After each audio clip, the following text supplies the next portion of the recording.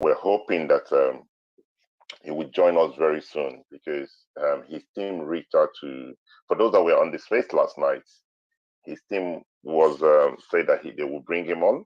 So I said, okay, that's fine if they want to bring him on. So we are willing to have him on the space, but I have not heard from him, and I'm hoping he will join us any moment from here. Now, well, be it as it may, if we do not have him on, the space will go on, and then I would use the opportunity to share what the evidence that I have against INEC moving forward. I mean, the INEC chairman, Mr. Festus Okoye, came on Channel TV, and he was answering Shevon, which I think he would have gone deep on what transpired.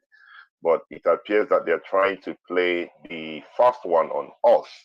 And if anyone understands how this BVN thing works, you understand that it's going to take a while for someone to break into it. And this whole thing about their cleaning up and all these things, quite a number of people will buy it, but where I am, I'm not buying it. And I must say congratulations to Nigerians who spoke out, because if you did not speak, believe you me, they would have gotten away from this with this, right? If you guys did not speak out, if most people on this spaces and that have been tweeting about this whole thing, INEC would have gotten away with it. So it's very, very sad where we are as a country, and where we find ourselves. So it's not over. The fact that INEC put out a statement does not mean it's over.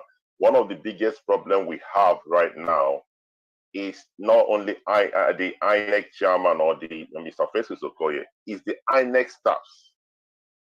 All right, these are the problems we have. So INEC needs to go back to their base and begin to change a lot of things. Believe you me, what happened with Hope Uzodinma in Imo State, I saw somebody sent me an article this afternoon, and I read it and I laughed. The young man, the lawyer, if you will, that actually took INEC to court, just came out to say, no, he's not the one that took INEC to court, that someone else used his stamp to do the whole. So you can see where the problem we have in this country. Now, why would that happen? That would only happen because people like you came out to speak about it. All right. So we are hoping that we will have our guest tonight. We are still hoping that he will join us now. But it's 4 minutes past 8. For those that know me very well, know time is just means a lot to me. So let's just quickly start the show. Good evening, everyone, and welcome to Lost Talk with Mindset. I'm Mindset, and I'm hosting this space tonight. And like we always do, it's a very safe space. It's a Nigerian space where everybody have the opportunity to speak and respond to questions. But one of the things that we ask people to do is please do not interject. Let's be very mindful with choice of words. Even if you don't like somebody's opinion, please try and respect those opinions. And every opinion does not reflect the opinion on the platform. It's your own opinion, and one should respect that. So let's quickly go into this conversation tonight. Good evening, Bonaris. How are you? Good evening, bro. I'm fine. You sound a bit tired. What's happening with you? It's been a stressful day, It's been a stressful day, but I'm good. Yeah. So just to clarify things, I don't know even if I will use people from your camp. Is your man coming over? Is he still going to join us? Okay, the last time I spoke with him, since last night that we spoke, I've been in touch with him. He sounded optimistic that he will be around. Then before he went, because he was on air earlier today on AIT, because of this same issue, throwing more light on it. Before he went in, we spoke again. Then after I got in touch with him, what he asked was it audiovisual? I told him it's just audio. Like, okay, he will be there. He saw the flyers that were designed. He will be there. But since we've been trying to reach him to now, but the issue at hand. I guess they've been, he's been busy. I guess, and because of this same issue. But I'm optimistic. Let's see how it goes. If he doesn't come on this night, we'll reschedule. Sorry. All right.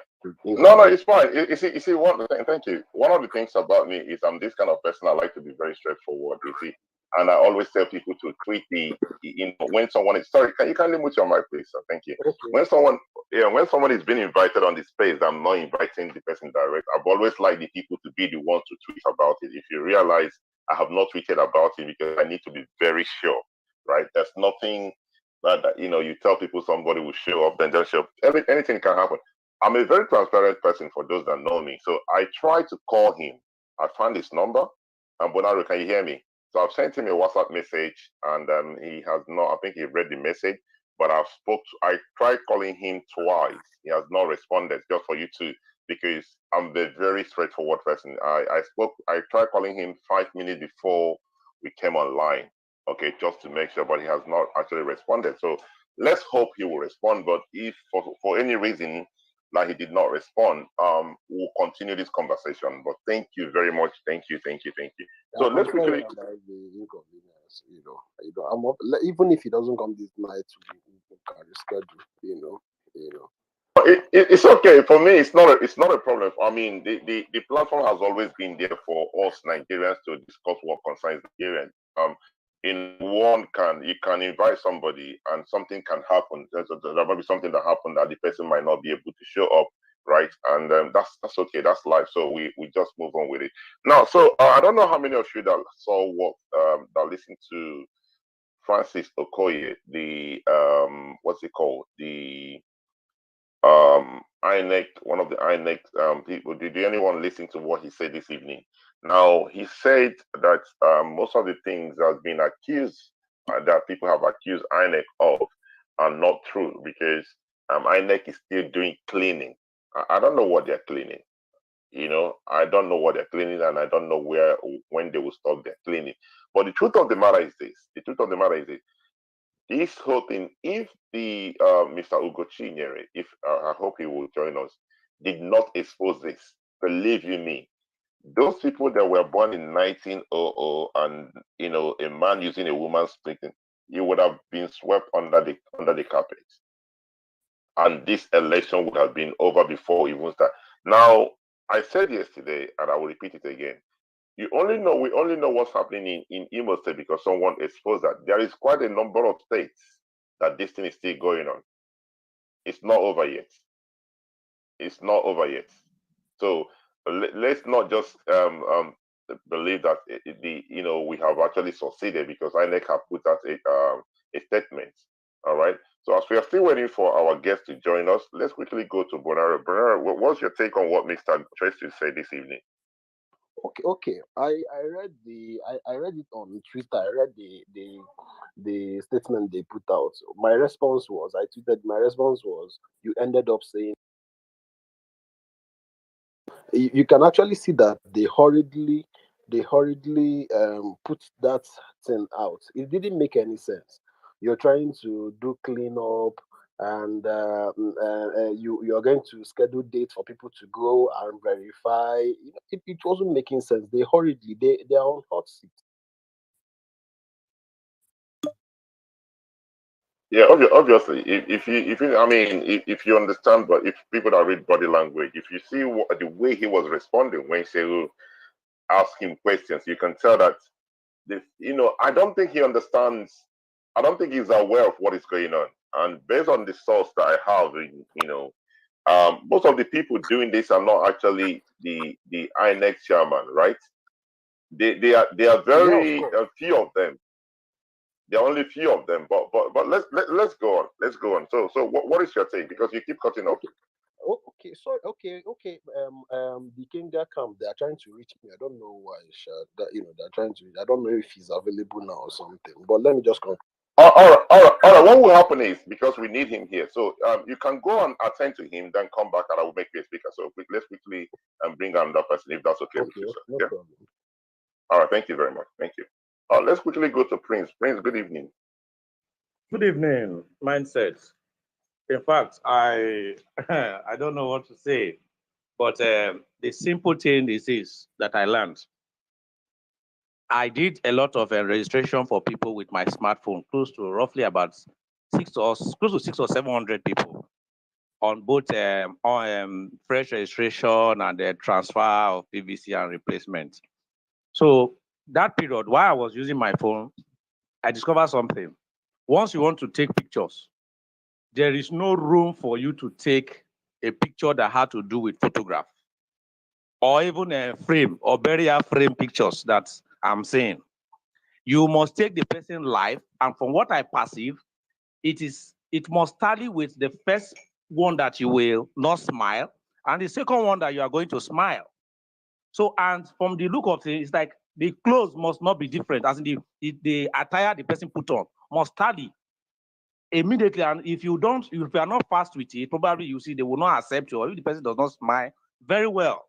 So to me now, how come they were able to test run or do this process that they can even use passport photograph to do this beavers, this capturing during this election period? Because without somebody breaking into this INEC setting or whatever code they give, they cannot do such. And above all, who is the person that released his code out for them to have that access? Those are the open questions we need to ask. Then finally, because I don't want to take time, I don't take time in my own words. Finally, I think to me it's as if we should just do overhauling of this INEC registration. And lastly, I want to ask this question. Is it that open ballot or secret ballot? What is really the problem with an open ballot? Because the best thing for me now is for all men to stand openly with the PVC or whatever you are voting. Let them know the candidate you are voting for. That will save a lot of issue, though I'm saying it in a blind way, because this whole issue is already clumsy. And from what I'm saying, they have already rigged this election hands down already. If Imo State can do such, then my brother, other states is still of the past. I heal the mic. I would have loved to speak when you come on board, but I'm still here. You can drop me, but if you come on board, please, I would like to request for the mic so that I can talk to him directly to learn one or two things. Thank you. All right, thank you very much. I think I mean you know, from the way you sound, you're not the only one that sound this way, because Nigerians are clamoring for a free and fair election. As I said yesterday, if anybody, P2B wins, so be it. Tinubu wins, Atiku wins, but let it be that Nigerians actually go out on that Saturday and voted for who they want to vote for, right? Not you know, you're voting for somebody and not knowing what they will become. But thank you very much. We are still hoping that Mr. Ikenga will join us. Bonare, you're back. Go ahead, sir. Oh, okay. Okay. They were calling me that he's trying to get on the space. Check if he's around. Okay. I told them to send me a message when he comes on the space, so that I'll tell you to give him mic. Yeah, he's about to come on the space. All right. You see, it makes sorry, sir. Sorry, it makes life easy. You know, I'm following him, right? If he's not following me, he will not come up. I don't know if he's following you. That's what I was telling you in the afternoon. You know, if he's not following me, or maybe if he's following you, you probably might see him. So what I would do, let me make you a co-host. Then that might help, right? You're following each other, right? Okay. Let me. I doubt if I'm following him. Let me tell him to follow you. Then. All right. So that will help to bring him up. If he's following me, that will help to bring him up, right? Okay. So, okay. Let's quickly go to Uncle Bob. Uncle Bob, how are you? Good evening, sir. Uncle Bob, are you there? All right. So, please, if you're not able to speak, let us know. Right? There's no point in me calling you up and you're not responding. All right. Sorry. Uncle Bob, are you there? Yes, I'm here. Okay. Good evening, sir. What is your take? Good evening. I'm actually glad to be here. Thank you. This is the first time I'm able to talk on this space. Talking quickly, I actually listened to the interview yesterday and I was very shocked. As a matter of fact, I was almost in a state of tears. I was literally depressed last night. I couldn't believe that. You know, I had been very optimistic about the elections, the beavers, everything INEC was doing, the turnouts, the voters turnout, you know, expected voters turnout and everything. People seem to have woken up, and I was happy that it seemed Nigerians want to take our country back. Even if my candidate doesn't win, I was happy with the way things were going, and that's the only thing I would say I'm happy about with the Buhari government. Personally, I felt that the president he wanted to leave a legacy of a free and fair elections. And if that was the only thing he would leave, I would rate him okay. If that was the only thing he would do. So seeing that video yesterday, really the interview, sorry, not interview, but the press conference, it really, it made me, I was at the point of tears. It really took me down. And it just shows you what this APC government wouldn't do. I mean, that governor himself, he has been known to be very, he's not just a straightforward person. That's just who he is. So, I mean, I didn't expect more from him, but even what he did was very low. All right. So to round up, I'm just calling on youths. I've heard that there's some news to occupy INEC and some other things. I don't know how true that is, and I will not encourage violence of any kind. But I'm calling on the youths to actually demand answers for what actually happened, demand redress, demand sacks. People need to go. It should not be like what used to happen, where things happen in Nigeria and we just let it slide by. We need fight for our voices to be heard and our votes to count. Thank you very much. All right, thank you very much. I think that's why a lot of people are clamoring for, because a lot of people are saying there will be a protest. Sorry, can you kindly mute your mic, please? Thank you. There will be a protest, and we'll see how that, how we get on with that if the government would not try to stop it. But let me quickly go back to Bonari. Bonari, any luck? Is Mr. Ikenga on the space? Can you see him? Okay. I'm chatting with him. The last message I sent, the last message I sent hasn't delivered. I guess he's on a call. Yeah, I've sent him all the links, even to follow you. Yeah. We can continue the discussion once. All right. Yeah. All right. So what I would do, are you following each other? Because if I can't see him, I'm gonna make it, because the reason we're having this conversation is for him to tell us more. And it's very important that those that join, understand where we are. So rather than him being somewhere we cannot see him. So I will make you a co-host. That will help, right? Just to see him. I think I've sent you to be a co-host. Can you kindly accept, please? So okay, I'll accept it. I've also sent you he sent him your own link to your handle so that he can follow you immediately. All right then. Yeah. All right, that's fine. So what you can do, you can send him the link to the space, so that will make life a little bit easier for him. But okay, if we're waiting for that to happen, let's quickly go to Mr. Francis. Good evening, Francis. Good evening, Mindset. Thank you for the opportunity. I really hope that this space doesn't kick me out. Like it occurs like often. I really hope it doesn't kick me out today. So, talking about the INEC issue, it wasn't surprising to me, Sha, because sometime in May, I was in a space and I was like telling them, see, the biggest problem that we are going to face is not even APC or PDP or even Labour Party. The biggest problem is INEC. And when I was saying it, people were like, how do you know this one, you are being negative, this one. I told them, see, I've been into politics for like 5 years now in Anambra State. And to some extent, I know how these politicians, you see all this noise we're making, it doesn't get to them because they know they already have their way in INEC. So it does, what they normally do is the highest bidder takes the whole thing. And the truth, the funny thing is that the highest authority in the INEC does not know that these things are going on. It's just between the local government, and ward level. The state itself might even shock you that the state REC members, REC does not even know that this kind of thing is going on. Or even if they know, they don't know the extent.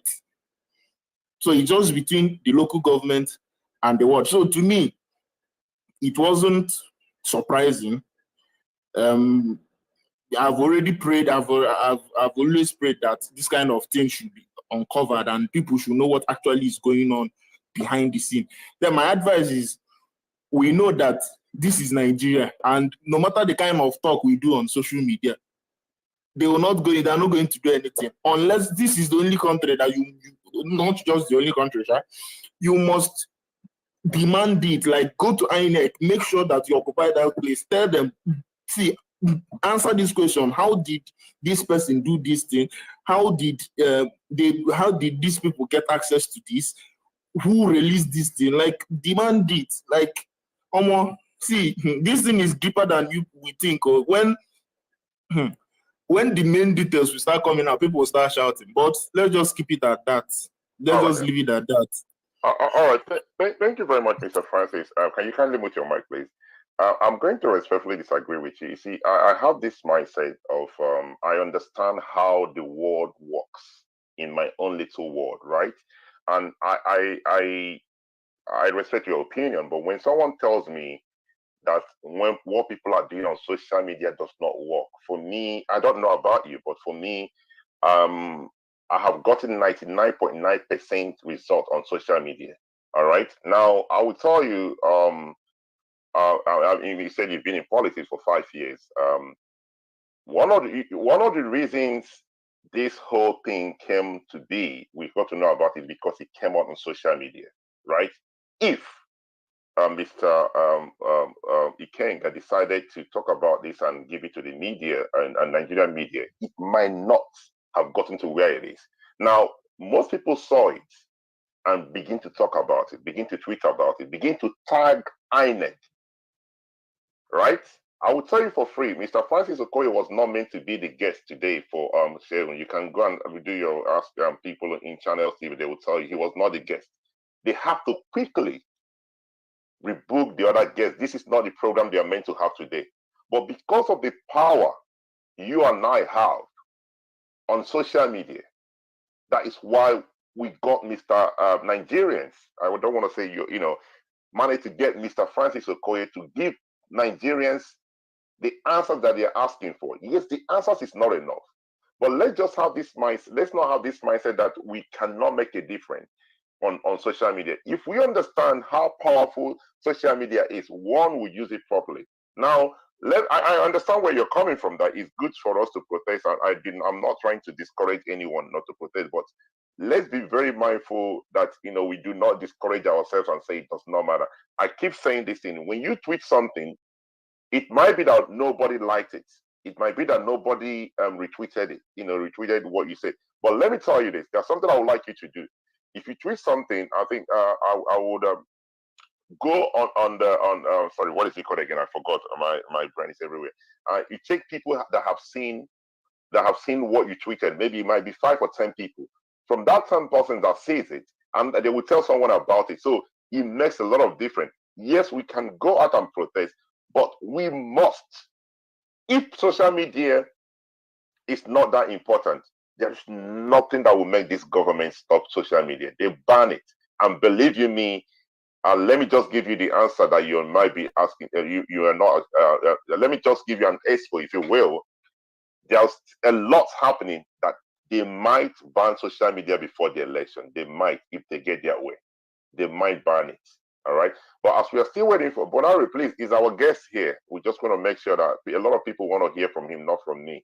So we just want to make sure. Sorry, sir. Is this here? Is he here? Okay, I heard he's on the space. I said he should follow you back so that you bring him on, or me.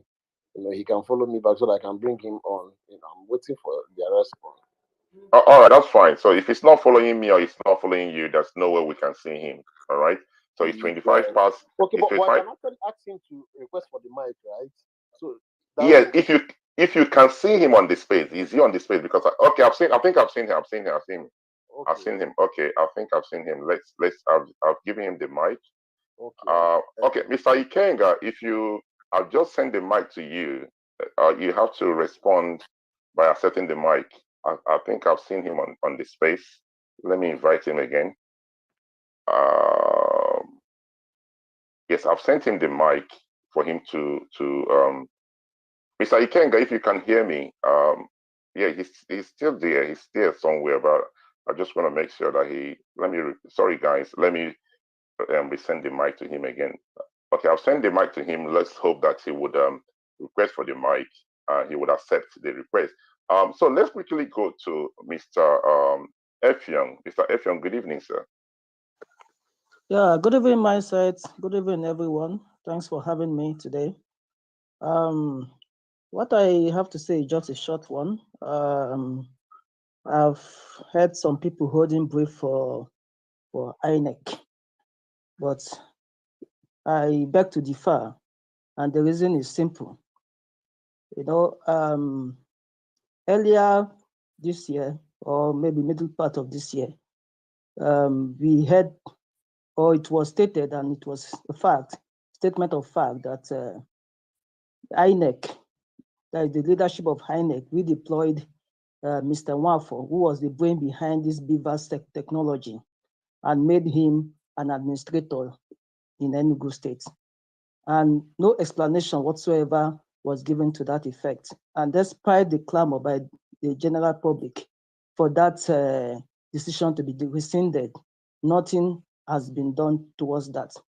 And if INEC, the leadership of INEC, is not in cahoots with the government or with the powers that be, I don't think such a change will have been made at this critical point in time.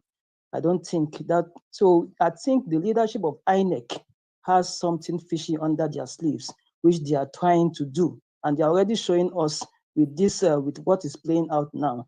So I believe INEC is compromised. That is what I believe, and they have to do so much to convince the public that they are not, and that's we will start seeing in the coming days. But for now, nothing anyone will say to me to convince me that INEC is not compromised. That is my opinion. Thank you for having me. All right, thank you very much, Mr. Effiong. So I'm pleased to say that we succeeded in bringing Mr. Ikenga. He's a speaker now. Mr. Ikenga, good evening, sir. Can you hear me? Mr. Ikenga, all right. Ikenga, Imo, if you can hear me, your mic is mute. Are you hearing me now? Oh, I can hear you. Good evening. Good evening. Oh, pleased to have you on the space.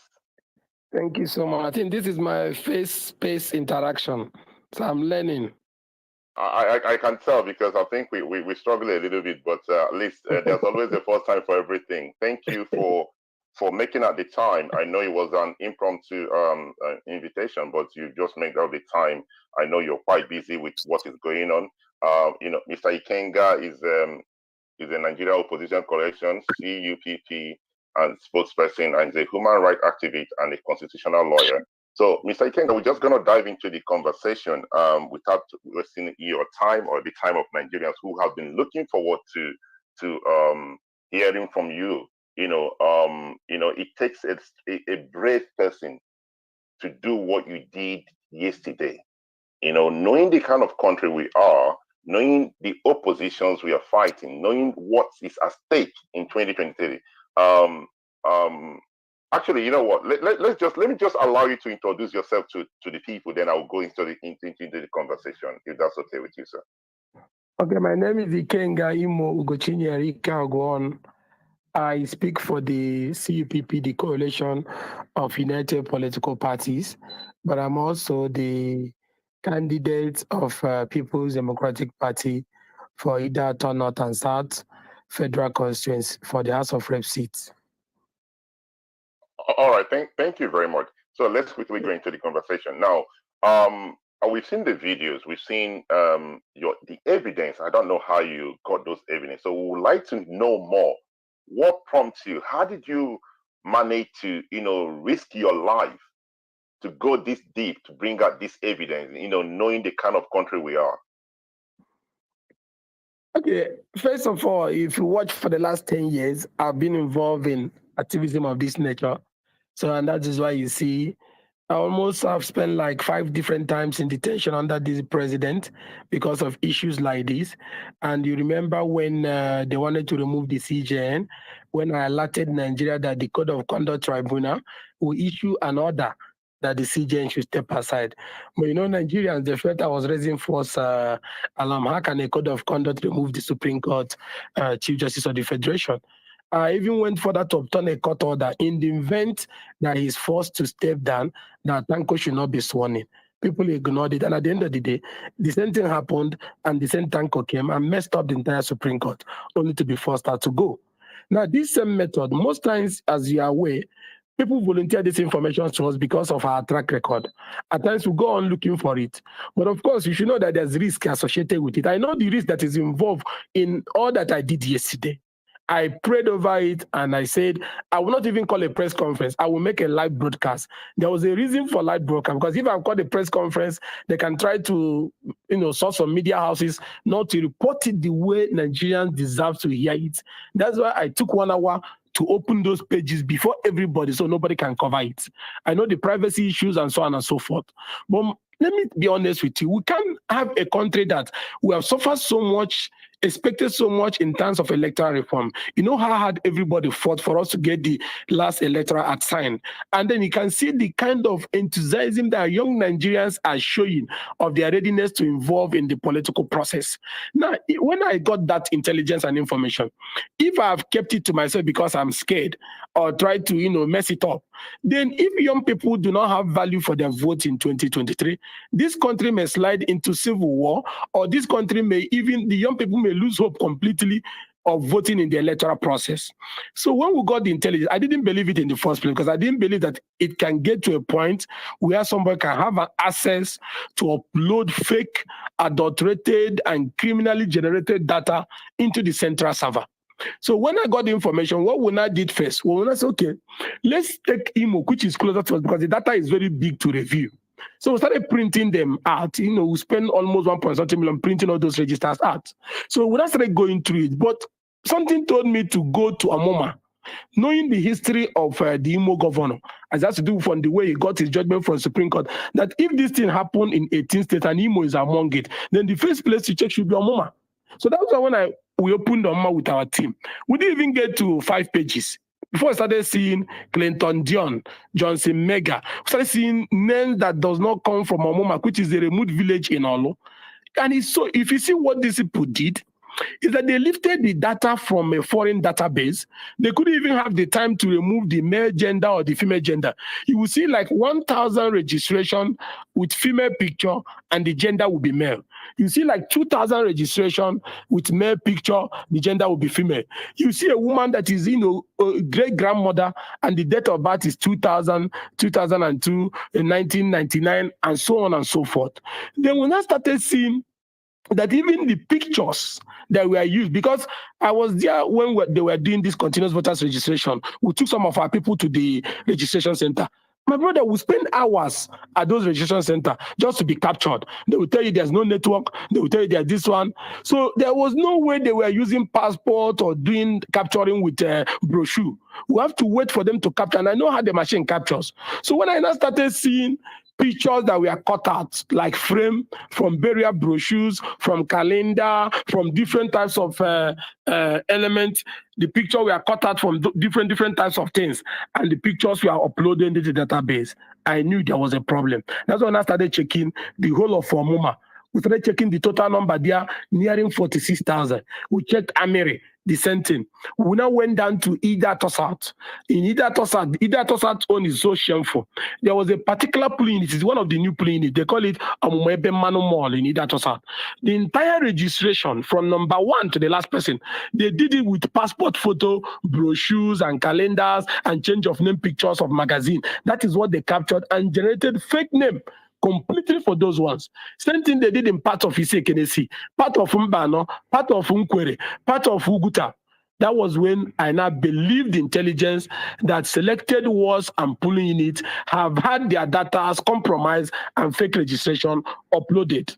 We petitioned INEC, wrote to INEC. Yes, INEC started the cleaning process, and I must give that to the INEC chairman. But I felt there is a duty I owe the public. In as much as INEC has started the internal cleaning process, if Nigerians does not know that this kind of thing can still be possible and that somebody can do it, then they may run into a risk where the bigger plot, which is the compromise accreditation, will hit us in 2023, and there's going to be confusion all over Nigeria.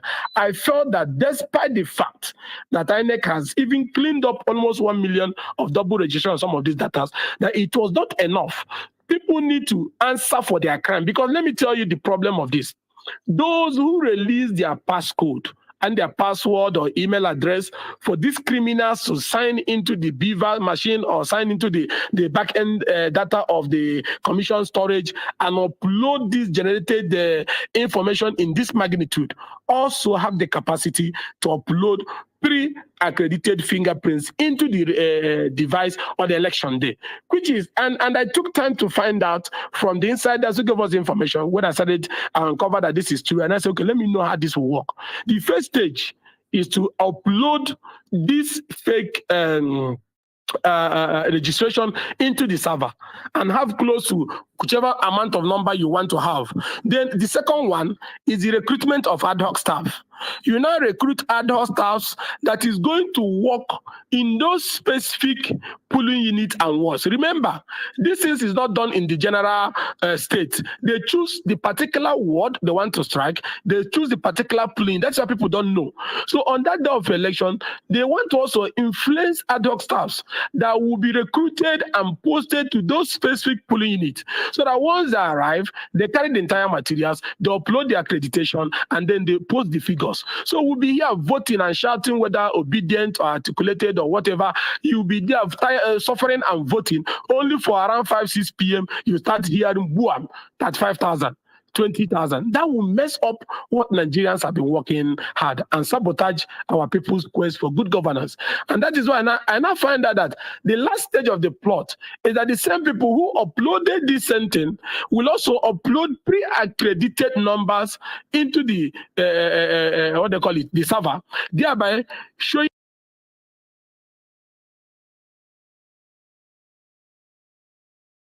that accreditation actually happened in those new polling units when in actual sense it did not happen, and those voters there are fake, and then they can turn in the figure. It might not be successful in every location because citizens vigilance is also very important. Citizens can start monitoring their materials from CBN to INEC, and if you don't bring the beavers for those new polling, they will start shouting. But some areas like that Omuma, that you know that there's insecurity because the activities of unknown gunmen, INEC office have been raised down. How are you going to police Omuma? So somebody can stay in one house in Omuma or any location and upload the entire 46 polling units that was created in that location. I felt, not just because I'm running an election, after all, I was not much affected, but I felt I owe a duty to the Nigerian society that having been given this kind of intelligence, let me bring it to the public. If the Nigerian people want to fight it, fine and good. If they want to leave it, fine and good. And that will also make INEC, which is already cleaning it, to understand that there's also urgent need for public disciplinary actions against those who sabotage the effort of the commission in using these electronic devices for the election. And I also use the opportunity to inform the public that the Beavers one is one option. We're already aware of the case in court to ensure that the Beavers is not used because they're saying there's no telecommunication spread in different parts of the country because they're targeting Katsina, Yobe, Boronu, Niger State, part of Imo, part of Anambra, where they said telecommunication network have been knocked off as a result of activities of bandits and terrorist organizations. But all these are cock and bull story to pave way for manual accreditation. And if we go to this election with manual accreditation, everything will be destroyed. And that is why I said the focus on my alert is that two things is important. One, no beavers, no election in Nigeria. Beavers must be used in 36 states of Nigeria, 100%. Secondly, that you cannot remove the INEC chairman unless you go through the provisions of the Constitution because of the information we also gathered, which includes a legal action to stop him from acting as chairman of the commission to bring in a new person. That means that the whole essence of this attack is on the electronic and digitalization of the 2023 election. So if all of us must insist and agree that use of this electronic device must be something that is not negotiable at all. It is the fundamental for 2023 general election, and the devices must be applied to every part of the country, and the commission have a duty to reassure voters that the devices they are going to use is safe, starting with how they discipline those who undermined the commission's voters registration exercise that have just been concluded. That once they do that, then they would have reassured Nigerians that there's still confidence in the process. But if you don't publicly show us what you did about those who did that. If you do only cleansing, I don't think Nigerians will be comfortable because they want to see consequences meted out to those who formed this criminal gang and had access to this server. Because if we don't deal with them and the magnitude of what they are planning, then we don't know what we're going to face in 2023. All right. Thank you very much, Mr. Ikenga. So there will be a time for people to ask you questions. But I don't know if you saw the interview, Mr. Festus Okoye, the spokesperson for INEC.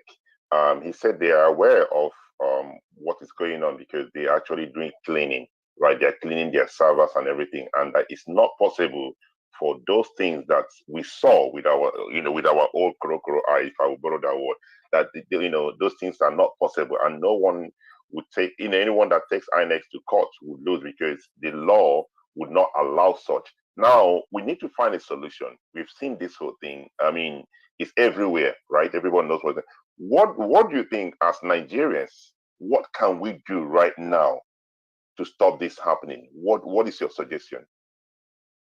Says you people are even doing more than I expected because I made this revelation less than 20 hours ago, and then everybody on Twitter, everywhere went on fire, which caught their attention in the right way, which is the first important thing, that these have been exposed and everybody in Nigeria have heard about it, including the European Union. I even left some ambassadors of the European Union who wanted me to brief them on the extent of what happened. So everybody is fully aware. So now what we should be demanding, which is what people are doing, is INEC not just cleaning the process, must also show us what they did to those who were involved in the compromise. Because yes, they pested the first voter register. This is not the final one.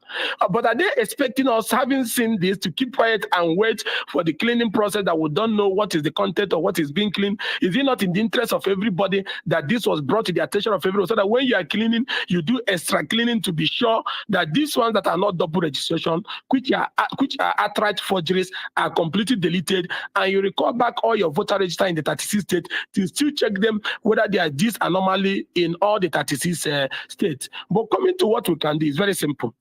For this thing to work on election day, first, you saw the way the first one happened in Ngokbala. They waited for accreditation to finish. That was 48 hours after Buhari signed the Electoral Act.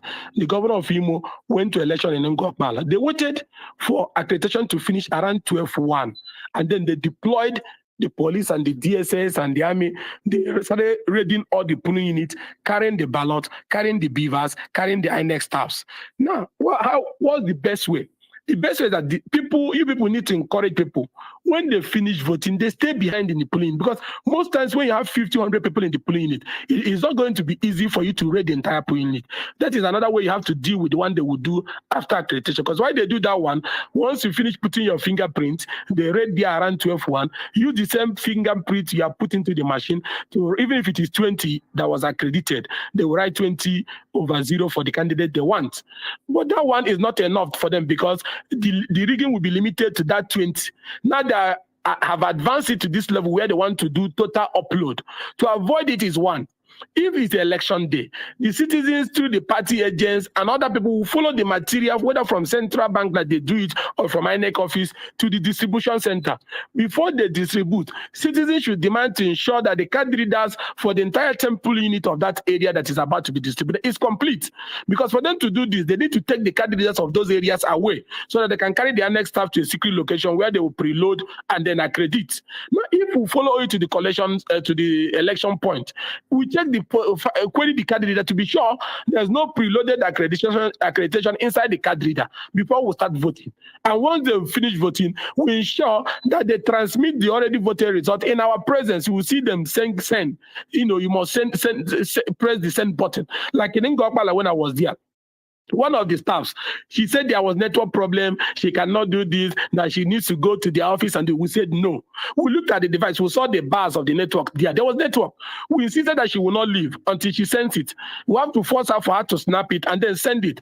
30 minutes after sending it, the talks raided the place, but there was nothing to carry because the results have been transmitted.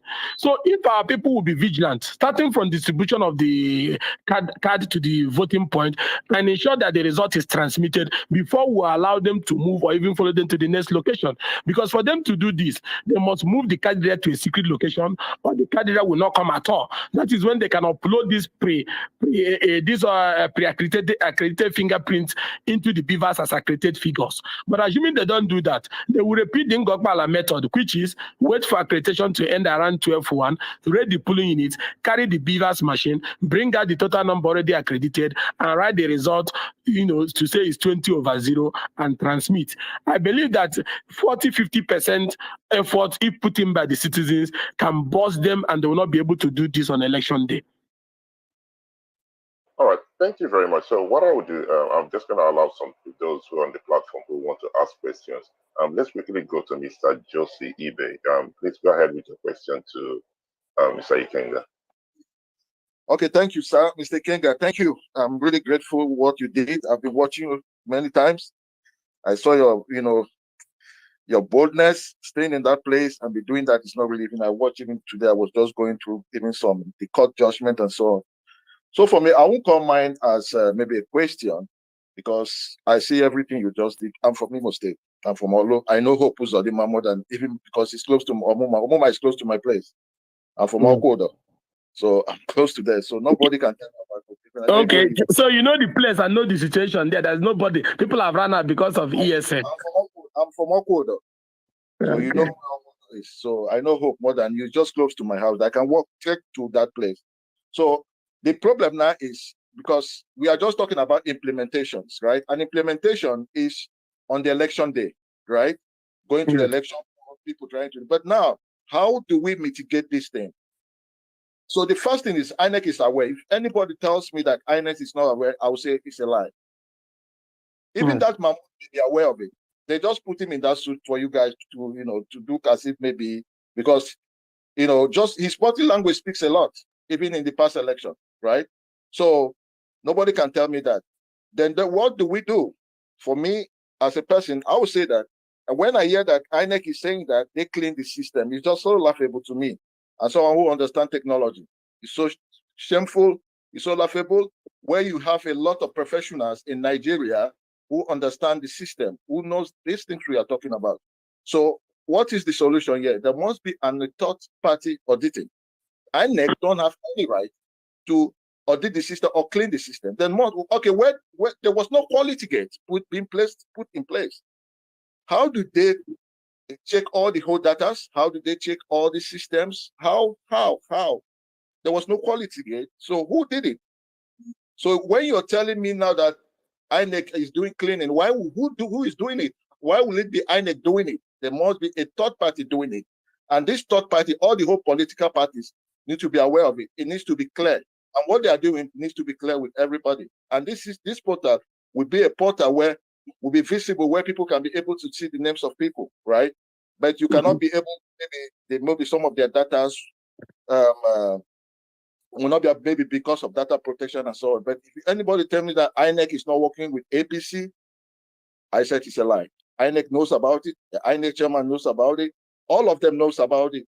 So it is not only in Imo State, it's in all these states. But most of their targets, they want to use like Borno, all these places where they said there's Boko Haram. Like I was like staying here where I'm encouraging most of my brothers to go and vote or to go and get their voters card.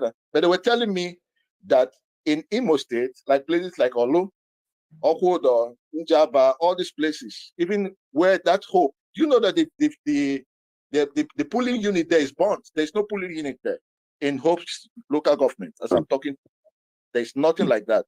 So where did they get all these numbers? So all these places, nobody was able to register. Okay, so the same thing they will be doing in other places. So the only solution here is a third-party auditing. All right, not from Nigerian firms, but from foreign firms. Thank you. All right, thank you very much. So moving forward, before I bring another speaker, Mr. Ikenga, I have a question for you.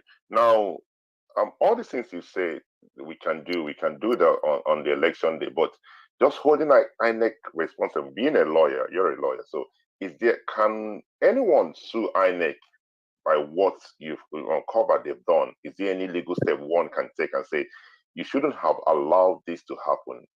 Can Nigerians do that? Well, because what they have done has a constitutional backing that said after continuous voters registration exercise or whatever type of registration you call it, the commission will publish the first raw data for people to make claims and objection. That means the constitution recognizes there might be possibility of human error or mistakes or fake registration.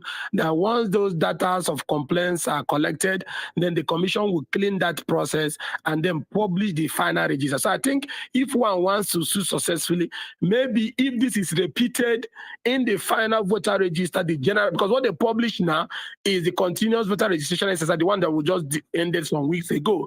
But the entire register of voters in the country will be pasted again before the election. I think if there's error in that one, that is the one you can now fully use to establish your case of a compromised register. But this one is just like somebody, publishing something for you to make objection. Are you getting me? Then if there's an objection, then you correct it. So that's why you can see in their statement, they are trying to say they are aware of these objections, they are cleaning it, and they're going to clean everything and to be clean and blah, blah, blah, and all that. Oh, okay, that's good. At least we are getting the clear picture. So what the evidence that you have is something INEC can actually work on and make it better before the election, right? Before the final one. And I can bet you, because these have been dropped in public domain, there's no way those areas that were compromised heavily can find their way in the final publication, because they know that all of us know that we're going to check it if you publish it this time around. All right, thank you very much. So let's quickly go to Mr. Activist Law. Please quickly go ahead with your question to Mr. Ikenga. Mr. Ikenga, good evening. Good evening, Mindset.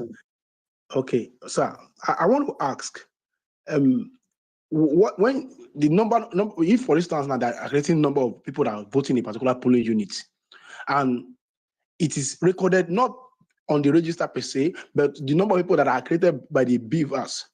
Now, is it possible for you to have overvoting if the number of people that register in the beavers will transmit directly to the INEC server? Is there any possibility for them to have a way of rigging election? Yeah, first of all, be rest assured that they will not do overvoting, because they know with the new electoral act that overvoting voids the entire vote. So what they want to do, they didn't take all the polling units. They specifically marked area where they want to do this Omoma magic. So they already know maybe it's polling in 001, 02, 04. So in choosing the ad hoc staff, be rest assured that they will make sure that the ad hoc staff that will go to those 001, 002 that they want to use to do this are people they handpick as either party member or whatever. So two things will happen. Either you don't get to see the beavers in that location, or you may even have a beaver that may transmit to a separate location, because the informant told us that they're also working on sending a beaver to that location that is still going to be used on the election day. It will transmit the result, but what you ask is, which location is it sending the result? That means they are still with the original beavers for that particular polling unit. And if the rumor that we have, that they have found a way to be able to upload preloaded accreditation, that means they will sit with those INEC staff at the end of the day, preload the accreditation, let's say 100, and then write 100 votes, and then transmit, and that will be genuine. You cannot fault it. So that is why I said solving this problem starts with cleaning the register, because if those names are removed from the register, they will not have these extra numbers with which they want to make a polling unit so super that a ward can return 46,000 like you have in Omuma now. So if you remove all those nonsense from the polling unit, everything returns back to how it used to be. And if the citizens insist, like I said before, in seeing what the other people is doing, in seeing the distribution of his material and following it to their polling unit, it will help to avoid diversion. And we must also devise a kind of citizen security task force, because they're going to shoot gun in some polling units for them to be able to perfect this. There must be a way citizens can be made to form a kind of task force. They don't need to be armed, but once people are at each of those polling units in large numbers, even if you snatch those ballot, card readers or beavers, the kind of noise and tweeting and videos people will bring out will make those areas to be cancelled. But the first thing is to clean the register. And not only cleaning the register, those who were able to do this, it doesn't matter that this was a primary register that is subject to being cleaned, but anybody who has the capacity to upload people that were born in 1917, 1900, 1956 and Italians into the register might also have the capacity to upload the accredited fingerprints into the device. That is why we must deal with them, deploy them, punish them, so that those people they want to recruit afresh will be scared, knowing what happened to those who were involved in the compromised registration. All right, thank you very much. Let's really go to Mr. Umar Sani. Mr. Umar, after you, then I'll go to Henry. Your question, please.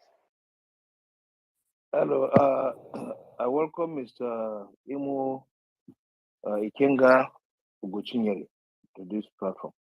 And let me say that your explanations are very lucid, and very tacit, and we have learned quite a lot. My question is, in the north here, there is a new system that the APC is using. I don't know how it will affect the electoral process. One, they have been buying PVC cards from ordinary Nigerians at the sum of 5,000 naira, and they are withholding the PVCs. And we wonder whether those PVCs, when they are procured, whether they can be used, or is it a strategy to reduce the number of where they have problems. They buy those ones that they feel will not vote for them and keep it, and allow those ones that will vote for them to vote for them. So we don't know the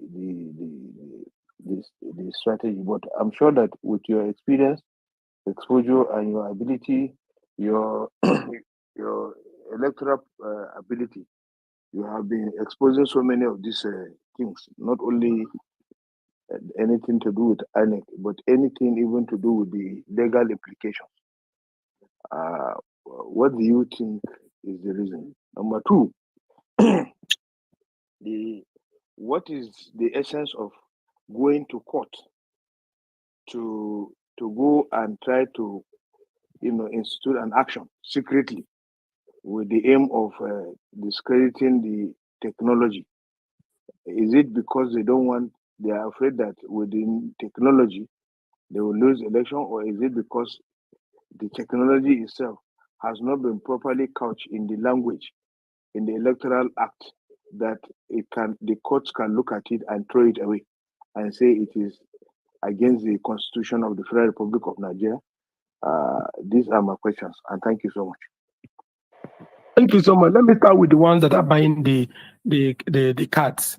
Some people still believe, especially in some parts of the north, that the use of the beavers might not be holistic.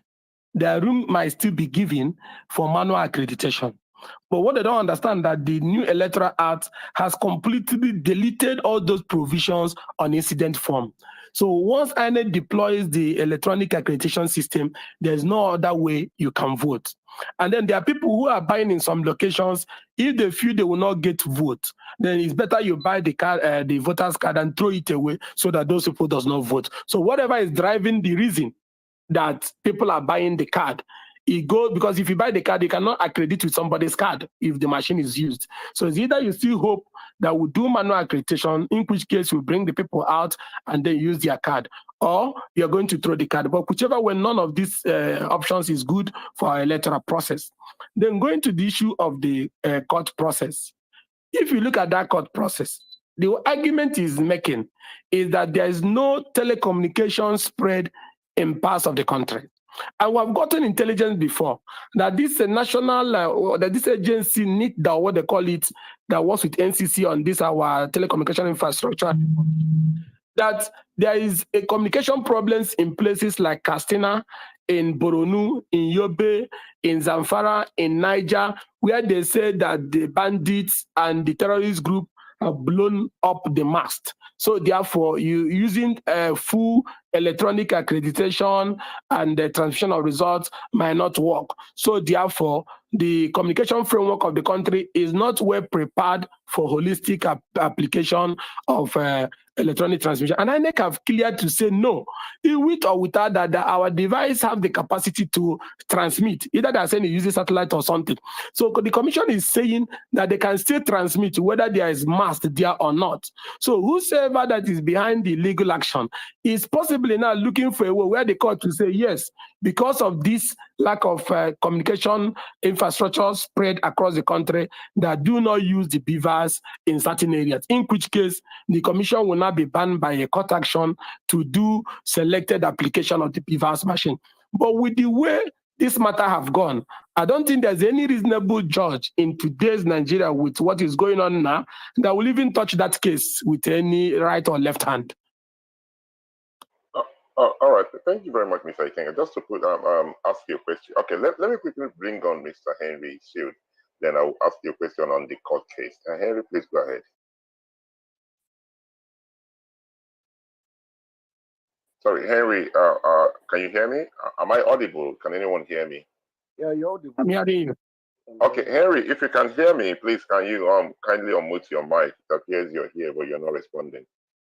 All right, so as we're waiting for Henry to come back, I've seen an article this afternoon about the court case where the lawyer, if you will, who actually stamp was used for this court case, came out to say that it was not him that actually filed this case. There was a lady that filed the case, you know, but the lady used his stamp. So what is your take on it right now? So does it mean that this case can be thrown out, or where does the law stand on this? No, without being told, the case is dead. What do I mean by that? Is it because of the alarm? Everybody in the country is mad. So what do you expect? So everybody's running away. Even in the commission, I've been told some of the junior staffs who in one way or the other was part of this conspiracy, everybody's panicking and running. Everybody's denying that they're not part of it.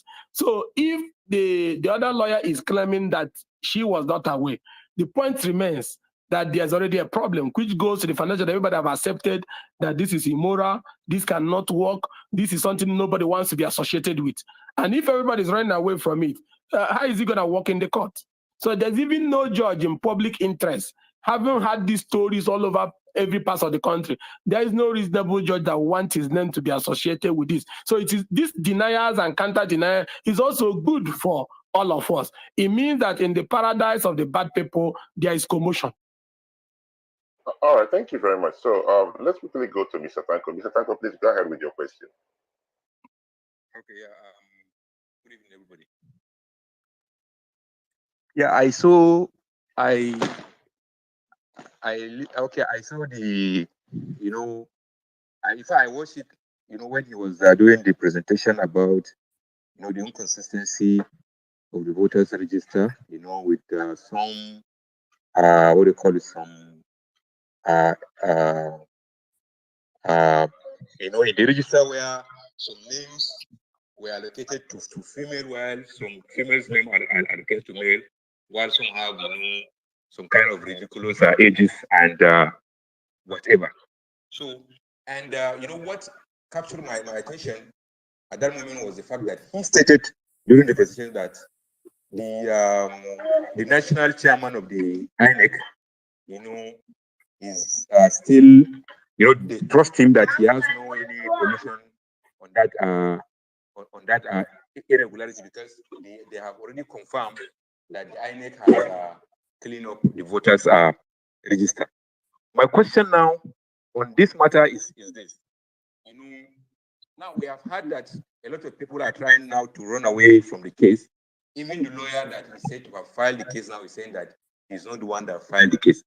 Now, how sure are we? How sure are we it is the people that we are now thinking that they are the one that filed the case are the ones that filed the case? You remember, some times ago, we saw a news that came out and said Wike has filed, you know, allegation, a case against Atiku Abubakar and the PDP and the INEC. And then after like a day, Wike came out and denied, you know, filing the case. Is it not probably maybe it's a PDP or Labour Party that is doing this now to discredit APC, saying that we are now the one that are pushing this now to remove the bypass from the electoral process? Because since everybody now is denying it, is there any way? Is there any kind of investigation that anybody has made that you know that confirm that this case was filed by Opus Odinma, because that was how it appears that people from Imo State are the one that filed this case. That's my question. Well, in everything, you look at the positive side. And the positive side here is that before we even talk about the case, we have a big issue of an act that have already been committed, which threaten the whole essence of the accreditation process and messes up the possibility of the people's we counting. Now, if we dwell on that, one should be left for security agencies. The lawyers are there, the ones that are denied they didn't file, the ones that they say somebody used their documents to file, all those things are there. But the key issue here that everybody is very sensitive to is that do not touch the beavers, do not have people who are not Nigerians or human beings into the voter register. I think we'll focus on why we leave the security agencies to deal with that aspect. We'll hold on to the commission's assurance that are cleaning the register and find a way to be sure that the register is thoroughly cleaned and other issues. Because if we continue to do like this Wike example you gave, Wike say he did not file the suit, but at the end of the day, the suit is still in court going on. So if we focus on who filed and who did not file, Atiku should go and defend himself to avoid his mandate being taken away. Because if you continue to dwell on whether it was Wike or another person that filed it, you may be on that argument and then the case goes against you. The key thing is that Nigerians have said with one voice, any funny thing around the stoppage of the use of beavers will not be acceptable. Whether it's Labour Party or PDP or APC is immaterial. The point is everybody is saying this joke, let nobody play this joke. So it is in our interest that nobody goes there. And it is also in our interest that those fake registrations that find their way into the national register is deleted. And those who gave out their passcode for those registrations to have happened in the past, disciplined and used to serve as raw example to other people who may work as ad hoc staff to know that if you get involved in this kind of electoral fraud, there will be consequences. All right. Before I bring up Mr. Henry, I don't know if you're available to speak. Henry, are you there? All right. It appears he cannot hear me. But before I bring up Mr. Henry, I have a question for you because before now we have the Anambra State election, then we had the Ekiti election, then we had the Osun election, where everybody, not everybody, but let's say 70% of Nigerians actually praised INEC, saying that they did a great job. Now, but after that, it appears something happened within INEC because we started hearing rumors, if you will, or news that the commission has started to change the people who manage those elections and begin to post them in other places, i.e., why change something that is working? Can you shed more light into what happened after a soon election? Most times I like to dwell on when I have strong intelligence. I have been trying to find out what is the reasons for some of the recent deployment that you're talking about. I have not gotten tangible evidence because I'm trying to speak to one of the key people that were deployed. So if you can give me an information on possibly maybe something that we're not aware transpired. So right now, I don't even know what is the reason for the movement they are making. I don't know. So I will not be able to comment on what I do not know. All right, thank you very much. So let's quickly bring on Mr. Prince. Prince, please go ahead with your question. Good evening, Mindsets. Can everybody hear me? We can hear you. Please go ahead, sir. Okay, good evening, Mindset. Good evening, everyone. So I just want to make some comment and also ask a question. The first question is it possible for Mr. Ikenga or the CAPP as a whole to be able to press further so that the people responsible for this are not given a clean slate, like because one of the issues we've been having in the country is there's usually no consequences for bad behavior. Then number two, I think you mentioned that in Opus Odima's local government, it was about 64,000. Yeah, so I did my rough calculation, 64,000 multiplied by 36 states. So let's even assume that it's just per ward, not even local government. So you already have a minimum of about 2.3 million voters already that would have been smuggled into the system. So I think this election is more about the people versus INEC on the long run. And I really don't know why the other parties like the Labour Party, PDP, I don't really know why they are not really on much, like shining the torchlight more. So, like I said, going forward, this election is about the people versus INEC. Thank you. Thank you. What you said is right, but I think it's about 46,000 or so. But the point that the country has over 2,000 and something wards. So if a country has 2,000 and something wards and over 150,000 people in it, if somebody targets 100 wards as of 2,000, spreading it across the 36 states, you may not notice. And just like you said, if you upload 30,000 from 100 locations out of the 2,000, you will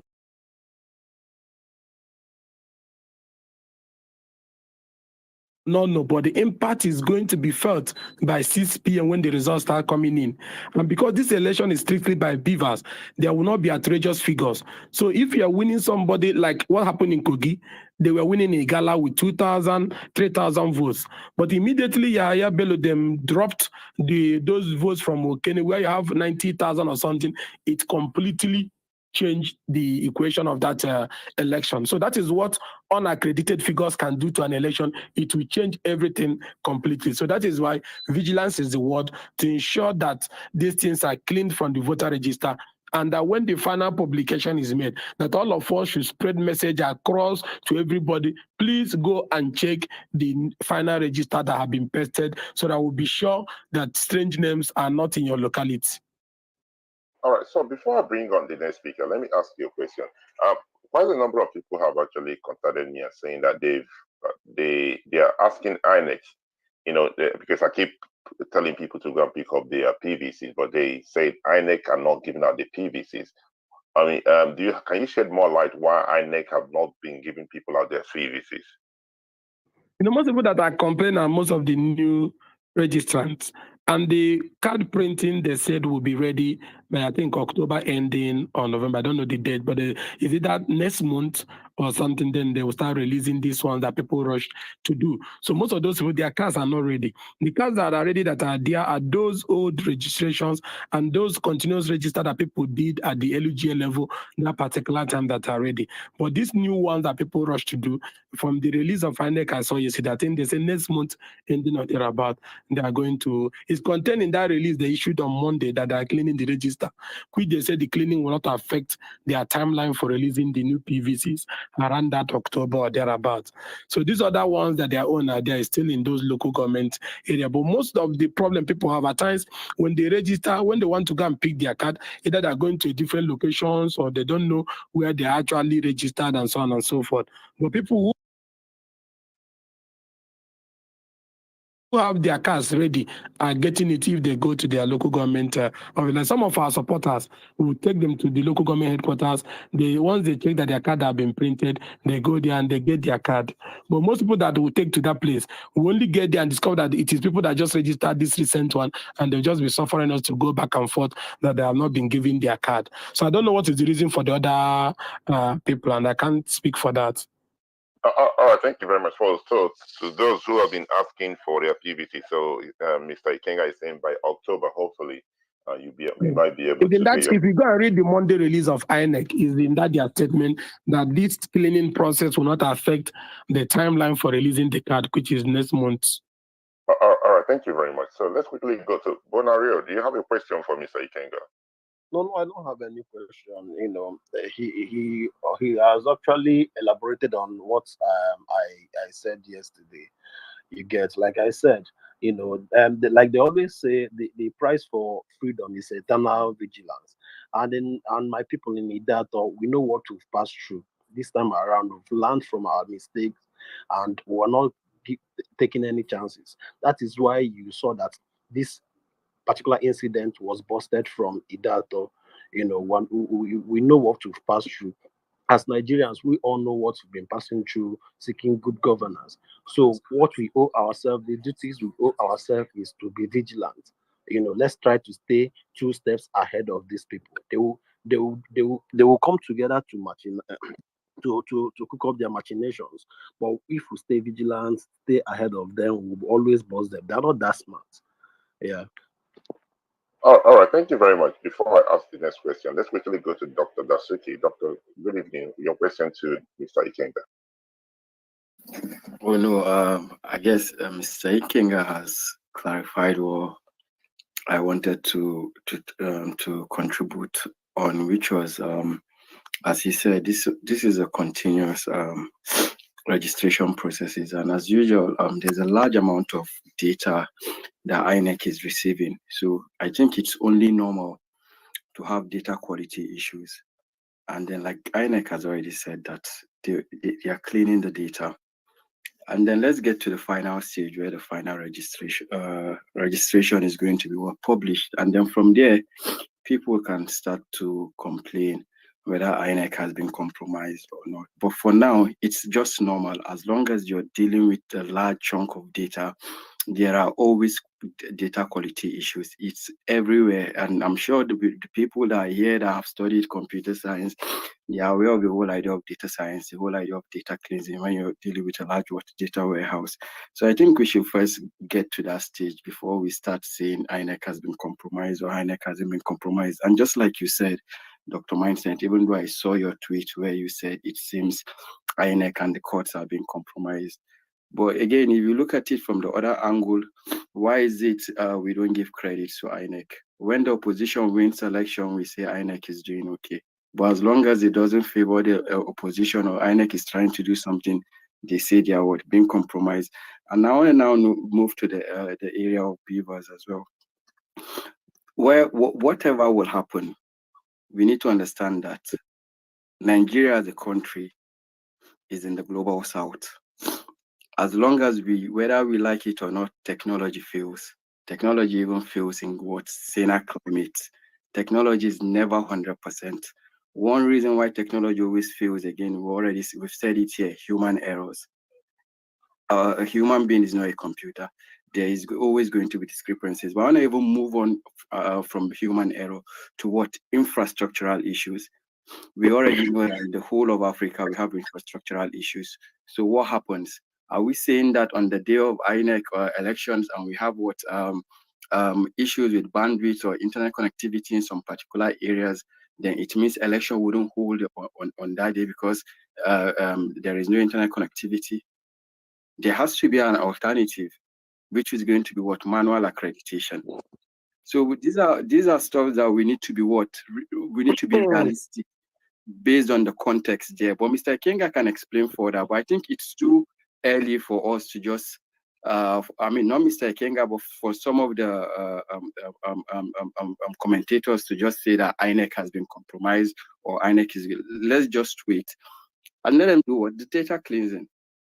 And even if we get to the final stage, let it even be out there that no matter how much INEC cleans that database, there is still going to be data quality issues. You cannot achieve 100% clean data in a large chunk of data out there. So that's just my contribution to it, and that's just the reality we're going to deal with. Thank you so much. Thank you so much, Doc. I think I agree with you to some extent. First of all, I know the way Nigerians, reacted is understandable because our people have been through a lot. So once they see something that has to do with raises question on credibility of a process, they get so scared and they go to the extreme. That is understandable. It's because of the way our leaders have handled us in the past. But if you listen to me clearly when I was speaking, I first of all commended the commission for the cleaning exercise they started. The point I was trying to make is that even though they're doing the cleaning exercise, they're trying to get it right for us. It's also important, in case if they don't know, the depth of the discrepancies we notice. I don't think there was anything wrong in the information that we passed out, just that because our people have gone through a lot and they don't trust, our people don't trust the leaders. That is why they went to this to say, oh, everything has collapsed. Oh, INEC has been compromised. I think even the INEC chairman is the victim here, and people don't understand when I say that. When I say the INEC chairman is the victim, what I'm saying is that here is a man that have insisted on strict application of the technology. It's not a cent, but he's insisting that this technology must be used. And here we have a group of people from different political parties trying to ping-pong or trying to undermine to say why that technology should not be used 100%.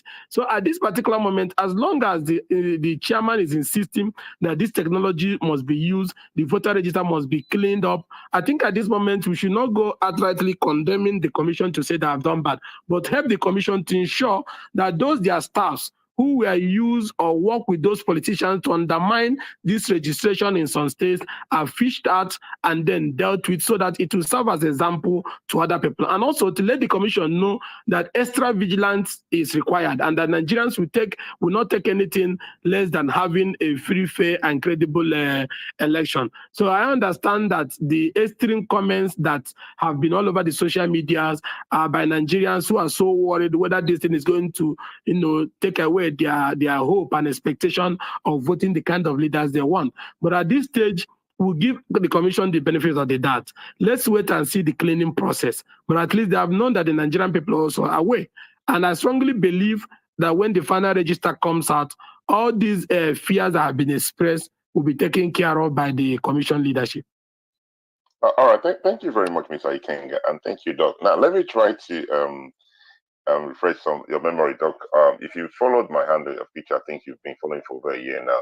I'm one of those people that say what I believe in. Now, it would be very wrong for one to say that INEC has not done well in the last 3 elections. I actually said it on this platform a few minutes ago. I said, if we look at what happened in Anambra State, Ekiti State, Osun State, so one would give INEC the credit, right? Now, what we are saying is this: if nobody in their right mind would see such glaring evidence that Mr. Ikenga, brought out yesterday, and should not be worried for this country called Nigeria. Now, I in saying that, a lot of people, and if we fold our hands and say, okay, let's throw it underneath the carpet like we always do things, INEC would not respond. We are very happy that INEC have responded. But what Nigerians need at this point in time is for INEC to do what is right. And what is that we are asking for? Those people who planned, who conspired, it might be INEC staffs. They have questions to answer. They really have questions to answer. So thank you very much, Mr. Ikenga. Let me quickly bring Mr. Henry Shield, then I will go to the other Mazi Henry. Henry, are you free to speak now? Hello? All right. Hello? Okay. Can you hear me? Yes, I can hear you, Henry. Go ahead. Thank you so much. And Ikenga, my brother, thank you. Chukun Nagozege. You will not understand the effect of what you've done with that press conference you had yesterday. You have brought to the fore a key, in fact, a critical component of the electoral process that has been compromised by people we need to find now. I hope you can hear me. Yes, I'm hearing you. Mindset, can you hear me? Yes, we can hear you. You're audible. Yeah, go ahead. Go ahead. Okay, so the first thing that I will say is which staff of INEC has been compromised. We need to start narrowing these offenses down to individuals, because when you, in one breath, we have an INEC that has stained the electoral register. Okay, in another breath, in the same press release you made, there's a call for. Can you guys just give me 1 minute, please? In the same breath, there's a call, according to you, for the INEC chairman to be removed. So what that means is there's an exoneration of complicity on the part of the INEC chairman. If they are seeking to remove him, that means he may not have a hand in this. So if he does not have a hand in this, who is that individual? We need to narrow this down. Who is the electoral officer for that ward? who is the person in charge of registering. You understand what I'm saying? We need to start publicly. Okay, I've gotten so many requests in my DM. We should have a protest. We should go to INEC office and shut down. Blah blah blah. The only protest I will attend, and I told you already this when we had our Oktoberfest protest in 2020. The only protest that I and Rashid and my people will come out for is a protest where we are asked to bring our mat, our stove, our pot. We will stay at that spot no matter how many water canister they shoot, no matter how many what do you call this one now? What do you call this thing they shoot up? Tear gas they release. It's their business. When Nigerians are ready to tell the APC that enough is enough, me and Rashid, I will be at the forefront. But all these protests of we'll go there today, after 30 minutes, everybody is gone. We just come here to come and show what kind of phone we are using or what kind of sneakers we have. Those childish and silly protests are not my thing anymore. I've done enough protests under Buhari that some of us are supposed to retire. But this government keeps going down the gutters. So they keep bringing us back to the street. So I am ready. If you want us to shut down INEC legitimately, democratically, we will go. We will go. We will mobilize Nigerians. Mobilization is the least of the issue. We will mobilize thousands of Nigerians. We will go to the front of INEC office with our mat.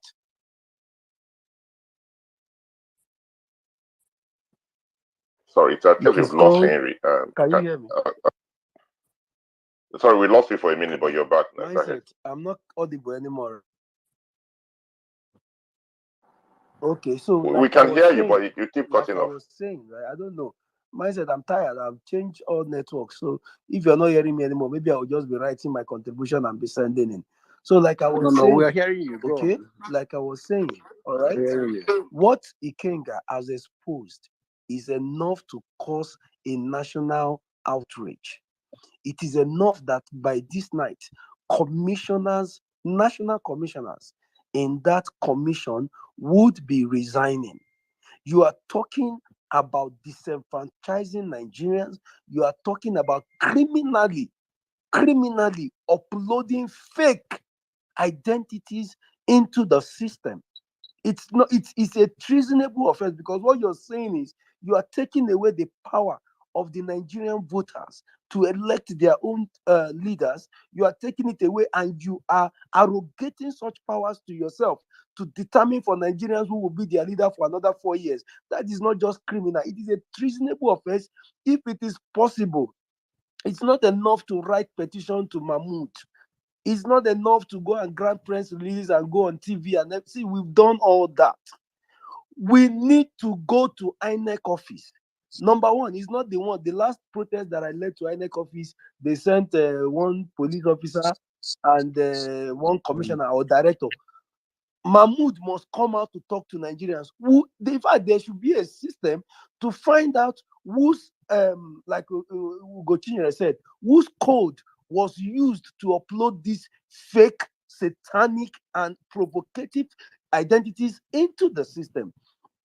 You are not dealing with, I tell all the opposition, when I see people who are saying, oh, I'm obedient, I'm articulated, I just laugh at you. You people think Jonathan is the one in Aso Rock. You people think that is the gentleman in Aso Rock. These guys understand that they have messed up the country. They know that Nigerians are tired. They know Nigerians are angry. So if they know that with beavers, rigging might be minimized, they will try to subvert that's the integrity of that same system. Okay, so there should be punishment. It's not, see, until there is punishment, we are not making any progress. Who is talking again? I think it's Mr. John, and Mr. John C. account. Please, can you kindly mute your mic? I've muted your mic 3 times. Please, just allow the speaker to speak, then I will bring you up. That's number one. That's number one, is finding out, bringing out the person, the criminal, the thief who actually did this. That's number one. Number two is, Ikenga, is it possible to do another cleanup of the electoral register because of the time constraint. We still have about 6 months to the election or thereabout. We have enough time to still clean up and restore the sanctity of the electoral register. It's not just about your own state, Imo State, okay? We also know that there was a time I saw on Twitter that someone saw INEC registration unit outside of the country in one of these West Africa, in one of these African countries. The moment there were issues raised about the nominees for national commissionership under this government, I knew that the election was almost half gone. The sanctity of the electoral process has been eroded by a government that will shamelessly nominate members of his own political party to join and become national commissioners or even become any senior official in the commission. So is it possible? Do we have enough time, Ikenga? Do we have enough time between now and say December to clean up, to do another cleanup of the register? If we don't, what is the alternative? Because any protest to INEC now, it is for them to bring out the culprit and punish. Now, going further, how to ensure that this coming election, because a lot is depending on this 2023 election, this coming election, how do we ensure that, like I said, the integrity of the electoral register?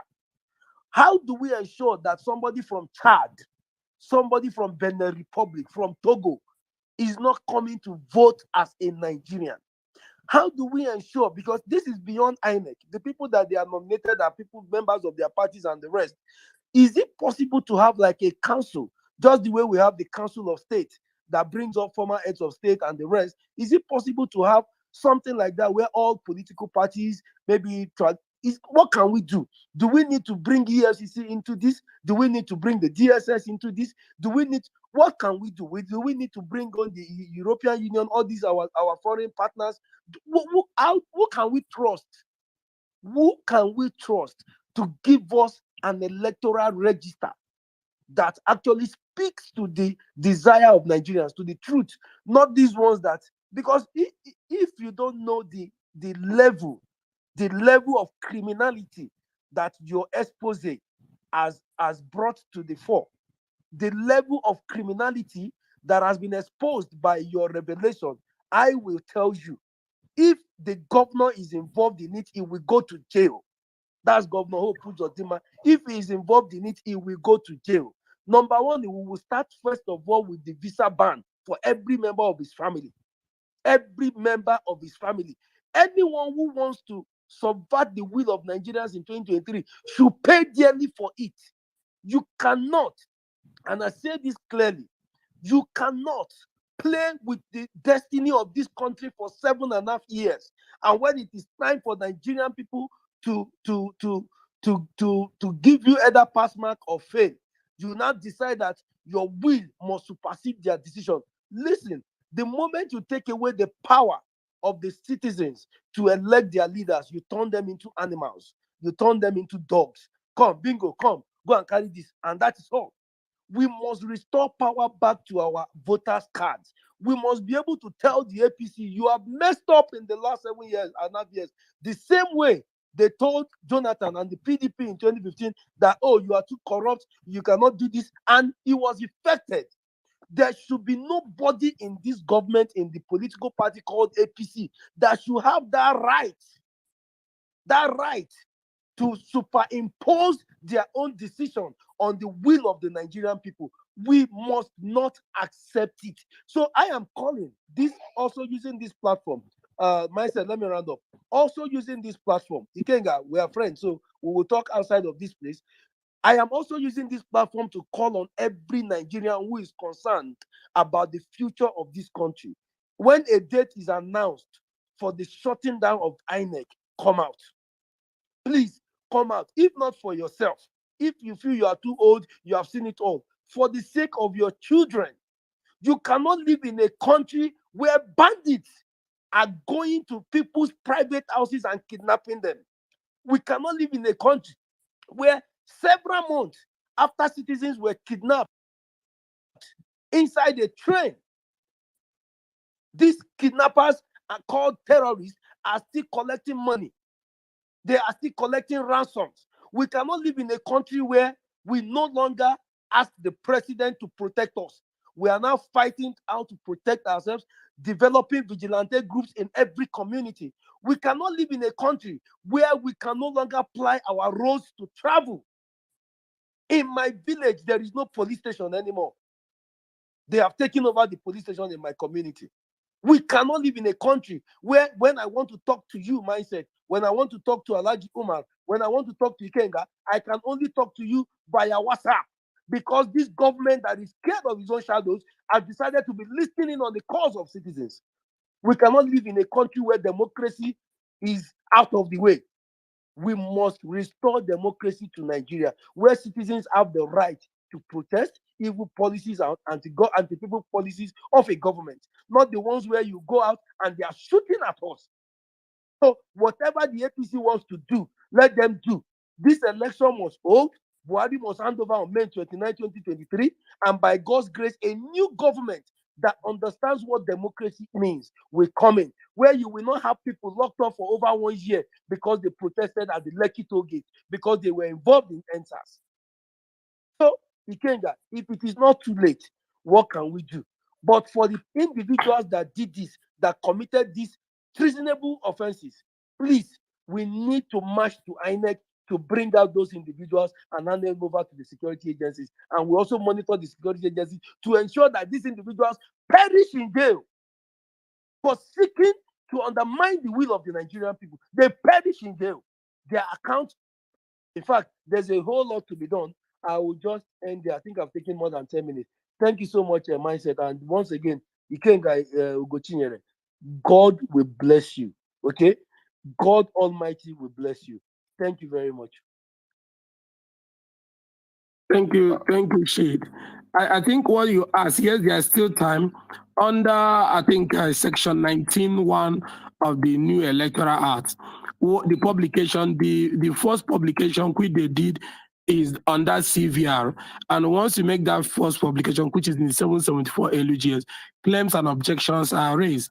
And then what they are doing now is automated biometric identification system, the ABIS, to weed out all those double registration and all those ineligible registrants. So once they are done, the next comprehensive publication is that they're going to bring the new registration that came out from the CVR and merge it with the other 84 million they had before, run the ABIS again, and then now publish this one in the 8,809 wards in the country, as well as the 774 local government areas at the same time, as envisaged by that Section 19 of the Electoral Act. So now that they say they are doing the cleaning process, we'll wait for the cleaning process, which will be completed. There is a constitutional time frame for the Commission to publish the comprehensive register.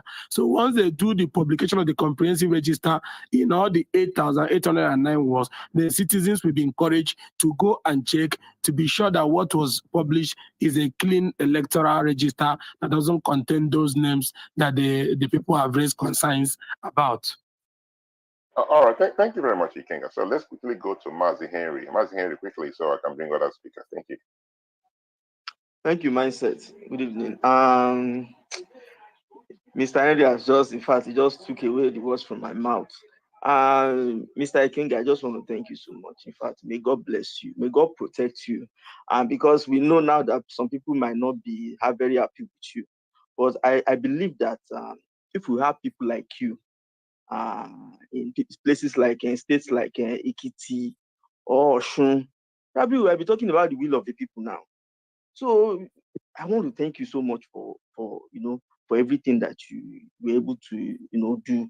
And I want to say this: if the ruling party have done well, if they know in their heart that they have performed well, there's no need of appointing APC members to control INEC, because I believe now that it's the ruling party that controls the INEC, and it's not right for our democracy. So please, I really, I want to know how we can move forward, because I believe that if we go through courts, the media is also compromised. Now, how do we move forward? We have to protest. Hit the INEC, demand for accountability from them. And in that way, maybe we might move forward. Thank you so much. I appreciate. May God bless you, my brother. Thank you. Thank you.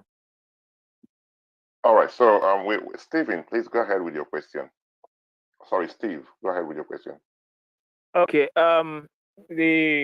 Thank you very much, Mindset. Thank you very much. Good evening, everybody. I wanted to ask a question, but so many contributions before me, most people have, but I made several observations, very few observations that I wanted to talk about in a very, very, very briefly. The first one is to thank Ikenga for his vigilance. I will call it vigilance, because if we had all taken our eyes off the ball the way it is today, we would never have gotten information about what is currently going on in Imo State. And like Ikenga said, possibly also going on in several other states all across Nigeria. I want to use this opportunity to remind us, all of us, because I know that on this space, there are PDP people, there are APC, there are even Labour Party. We must all see it as a responsibility, because vigilance is the price we pay for democracy. We want a country where everybody will be able to express their opinion, where your vote will count, where your choices will be respected and all of that. It is something that every human wants, where they can speak and be respected. But if you don't pay attention to the process, those who are on top, who want to perpetually remain on top, irrespective of their dismal performance, will do anything to remain on top. This occurrence, I will not really say that INEC has been compromised from top to bottom. I won't really say that, because from what Ikenga said, it is possible that there are people, that some top members of the INEC are not even aware of what is going on. So we'll give room for that benefit of the doubt. But at the same time, I want to believe that those people who are responsible for what this kind of performance should be punished. I mean, severely punished, so that it will serve as a deterrence to others and remind them that Nigerians have woken up. 2023 is not 2019. It is not 2015. What we have experienced in this country in the last several years has opened the eyes of every Nigerian. And we are well prepared for whatever will happen in 2023, and most especially to take back this country for the people, so that things can change, so that students can go to school uninterrupted. There can be electricity uninterrupted, so that young people in their productive ages can be able to make something of their lives. That's the Nigeria we are all praying for, irrespective of where we come from or religion or whatever. It is a Nigeria that works, and the INEC should not be a stumbling block to that Nigeria we are all looking for. So whatever it will take, like I said, vigilance is the price we will all pay for democracy. Our eyes must be open and must be on the ball to make sure that our will, our mandate is not tampered with. Thank you very much. All right, thank you very much, Steve. So we should be rounding up in the next 15 minutes. I mean, quite a number of speakers have, everyone has spoken well. The most important thing I want us to understand that Nigeria belongs to each and every one of us. If Nigeria survive, we will all survive. If Nigeria fell, we will all fail. Now that brings me to my question, my next question to Mr. Ikenga. I don't like rumors. I like to, like you know, what you did. If you have just come out to tell Nigerians that Mr. Hope Uzodinma had 6,000 people in his polling unit in 2019, and there is 45,000 people. People will not take it serious, but you actually went.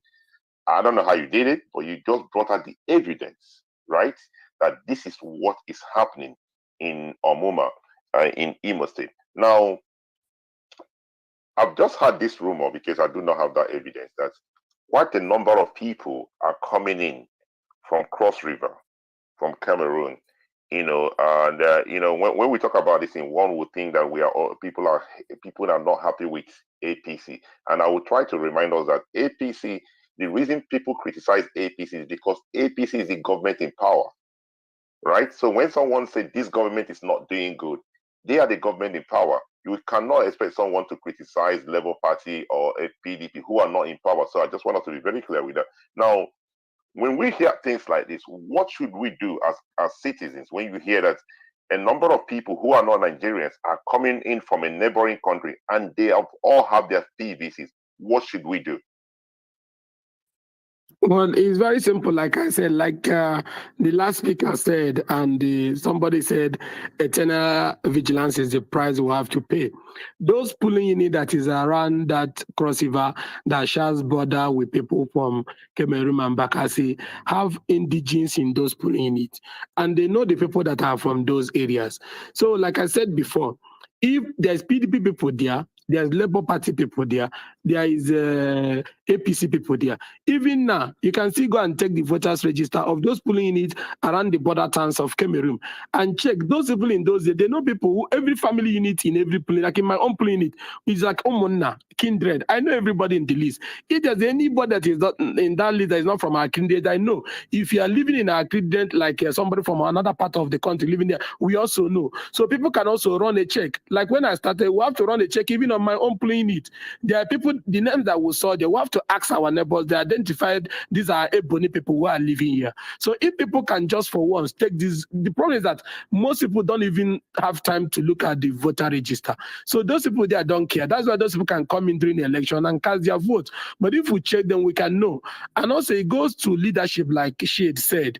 Immigration, how come these people on election day that they say borders are closed, comes in not just only from that Cameroon side, they also come from Niger's side and Chad side into the northern side. The same way those ones comes from Badagry side, from Benin Republic into Yoruba land to vote. So I think it's a national problem, not just the Cameroon side. They all comes in from Lagos end, they come in from northern side, they come in from the south side and southeastern side. So it's leadership. If the government can really close the border, and if citizens on election day can look out for these people that they know are non-Nigerians who normally comes in to vote, then we can be able to deal with this. But at times people allow them come in because they feel that they are brothers from the other part of the country. So because of that, these things keeps happening. So part of it rests on government and leadership, and also on citizens' vigilance. All right, thank you. Before I bring on Mr. Tanko, let's quickly allow Gail. Gail, good evening. Please quick with your question. Yeah, good evening. Yeah, I want to thank Ikenga. I watched the video, the press conference he gave, and I was really impressed with his findings. But there's a development in regards to the secret lawsuits. I don't know if you're aware of it, Mr. Ikenga. The lawyer whose name appeared on that process has claimed that she has nothing to do with it. So I've been trying to reach you to see if I can give you the details and the lawyer's details. But she was really interested in going public with the whole thing. You know, she said that she was tricked into giving her MBS stamp to a friend who now went and filed that lawsuit. So that's the current development about that secret lawsuit. And something has to be done about that lawsuit because it reminds one of the infamous ABN in 1993 when the election was annulled.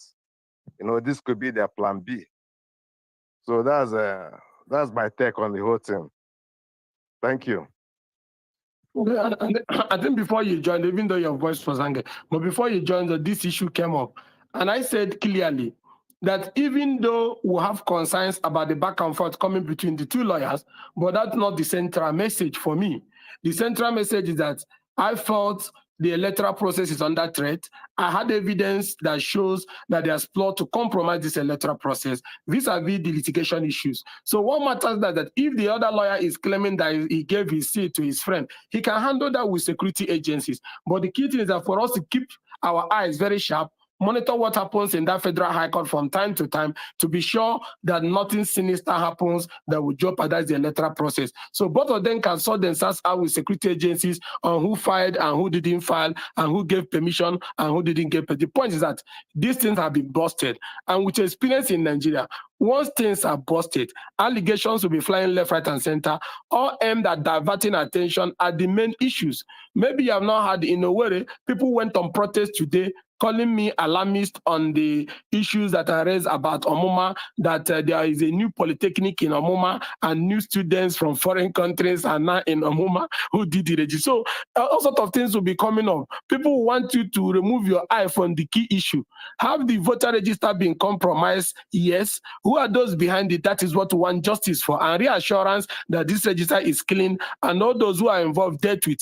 Every other issue should be ignored so that we don't lose sight of the fact that there is imminent threat that we need assurance and evidence that it has been dealt with those behind it being dealt with in accordance with the law in a way that everybody will see that justice has been done.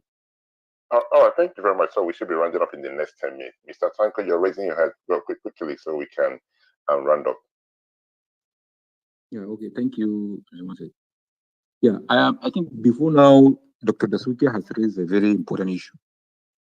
As far as I'm concerned, this whole issue is we're just raising a kind of a false alarm, because this is not the final register that is going to be used, for the election. It is the process. And usually whenever you are collecting, you're collecting the data that is as large as this, definitely there are a lot of glitches, there are a lot of errors. So, and the INEC is trying as much as possible to make sure that the errors and all the what they call it, the multiple registration has been is being cleaned up. And Ikenga now has already he has also said that the cleanup, this is the first cleanup. That means there's another subsequent cleanup that's going to come up. So definitely by the end of the day, before the election, we're going to have a comprehensive, a clean and acceptable, register. So, for someone to say, well, because in the previous elections we have 6,000 people in Uzodima's ward, it's not an electoral unit, it's a ward having 6,000, and now we are having 40-something thousand. That's possible. We have wards in Nigeria that have more than 100,000, electorate. We have. So for you to have 40,000, it's not something that we can say, well, because some people are being, injected into research. They might be, real people, because we understand that this time around there are a lot of drive, for people to come in and register. A lot of people came in. This is the first time that we're having this large number of people, participating in the election. Over 80 million so far have been registered. So it's possible to have, if you can check other wards across the country, you observe that each ward has a lot of ward increase in the voters register. So this is normal. People are coming here saying that APC, that, APC, this, APC, that. There are a lot of APC members in the INEC. Abel Gobadi, I was here the member of the PDP. What do you call it?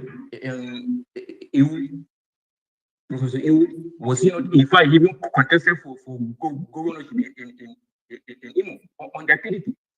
So this is not the first time that you have, other people that are separated to a political party, being part of the INEC.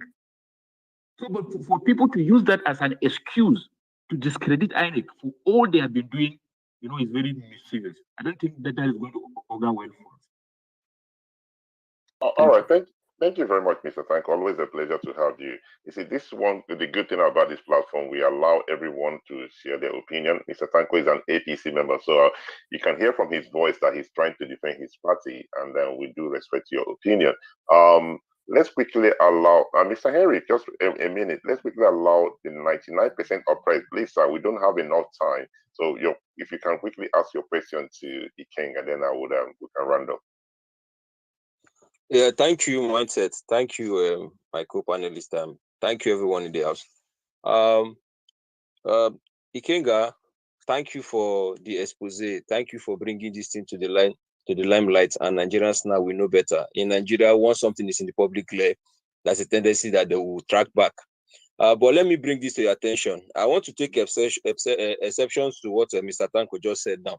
But let me first ask Mr. Ikenga, bring this to Mr. Ikenga's attention, that we discovered that right now it's even worse than what you just released. A lot, it's even worse. What you just released to the public yesterday, we've discovered worse situations than that right now. Because right now in Nigeria, do you know that some people have their PVC with them already, but their names and their data is already existing in the voter register right now with another face, but the same details. Do you know? So there is tendency that two persons will be voting with the same name, but different face. You understand? In this coming 2023 election, there is a particular case of a girl right now. She have a PVC, but her face and her name and someone else's face is on the voters register right now. So that is what we are looking at now in this coming 2023 election. INEC is compromised. I stand to be corrected. INEC is compromised. So I want Nigerians to look at that critically. Whatever they are doing,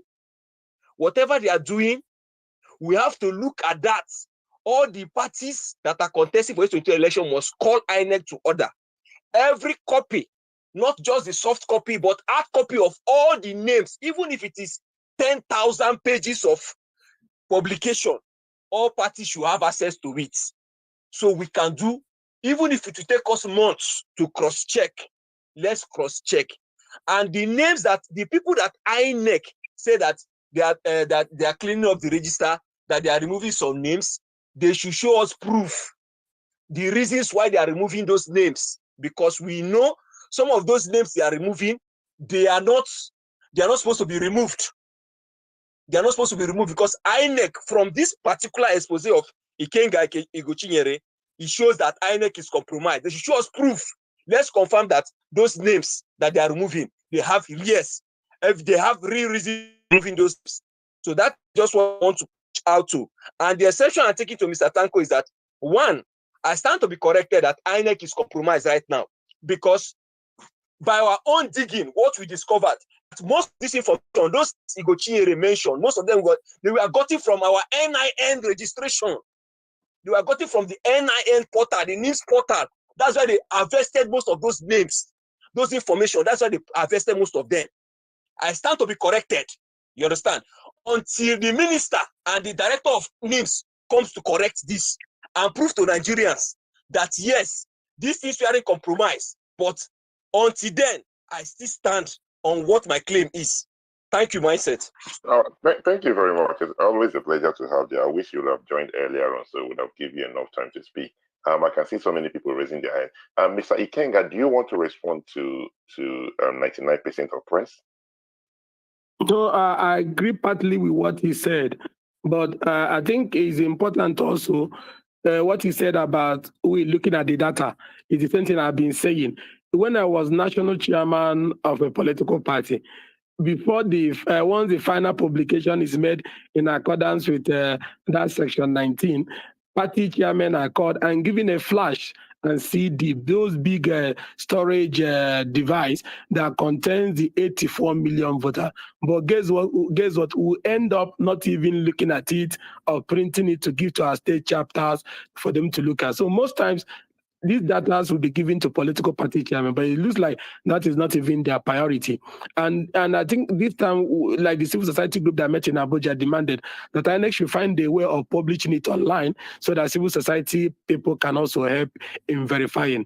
But if it is in terms of giving out that data, when I was national chairman, every election cycle, they give us that flash. But most times, because it's bulky and the resources of printing 84 million voters to review is difficult for party chairman. That is how this thing gets to pass our eyes without us noticing it. But for those people that are having two voters card, if it is the same fingerprint with the ABIs that are running now, and with this pressure that everybody is piling, it will automatically delete those dual fingerprints from the system. All right, thank you very much, Mr. Ikenga. It's actually 10 o'clock now. We did say that this space will only run for 2 hours, but we do have a lot of people raising their hands. I don't know. I will just ask you, do you mind if we'll extend it for another 30 minutes? Do you have the time? If not, we would respect, you can just do 4. So because I'm supposed to do interview with the BBC and I've been calling, so you can just do 4 before we shut down. Oh, sorry, we can just do how many minutes, sir? 4 questions, then we can. All right, thank you. Yes. All right, so Mindset, Mindset, please, there's someone that is raising that's requested for Mike here, Okipe. Okipe is one of the legal advisor of one of the political parties in Imo State. I would like us to give him mic Thank you. All right, thank you very much for drawing my attention to that. If you can see him, please give him the mic. But we need to be very quick because Mr. Ikenga have an interview with the BBC. So please, whoever that will speak, I will please kindly allow you to just go straight to your question for 1 minute. So let's quickly go to Mr. Henry Shield. 1 minute, please, sir. Thank you very much. I just wanted to respond to someone who said earlier that some people, this kind of revelation is us trying to tarnish the image of INEC. I think the level we've gotten to as a nation, there should be a barest minimum of shame that anybody who wants to talk in public should have. We are seeing names of non-Nigerians in our electoral register. We are seeing female faces with male gender registration. We are seeing a compromised electoral register, and somebody is saying we are trying to tarnish the image of INEC. Excuse you? Tarnish what image? Where is the image? Please, we are not making it up. I know Ikenga very, very, very well. Like, I know him very, very well. We've had these press conferences before in the past. I know him. For him to come out with this kind of, in fact, what INEC should do is come out and disclaim what Ikenga is doing if they have that guts. So for anybody to come here to come and gaslight people, we are trying to what nonsense image are we talking about? Okay. The destiny of our country.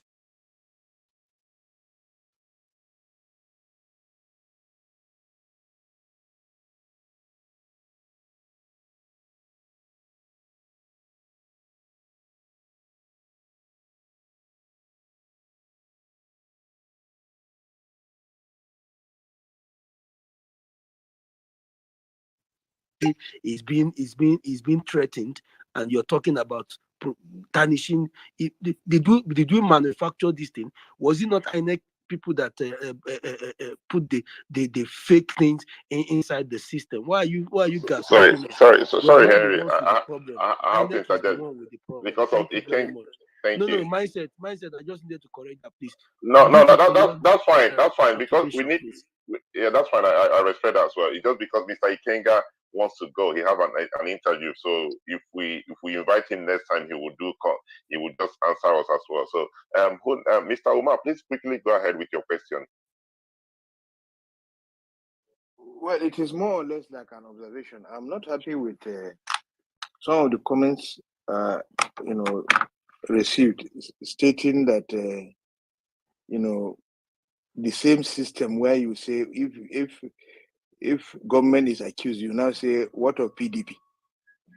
For instance, when Obasanjo appointed, he was a political party person. He was not in any political party. He was in his own university and he was appointed. And nobody is even accusing Professor Mahmoud Yakub, whom Buhari appointed as being an APC member. However, if after his tenure, Jega was appointed, he was not a member of any political party, but later on he joined PRP. So if later on they decide to join another, but there is a clear case.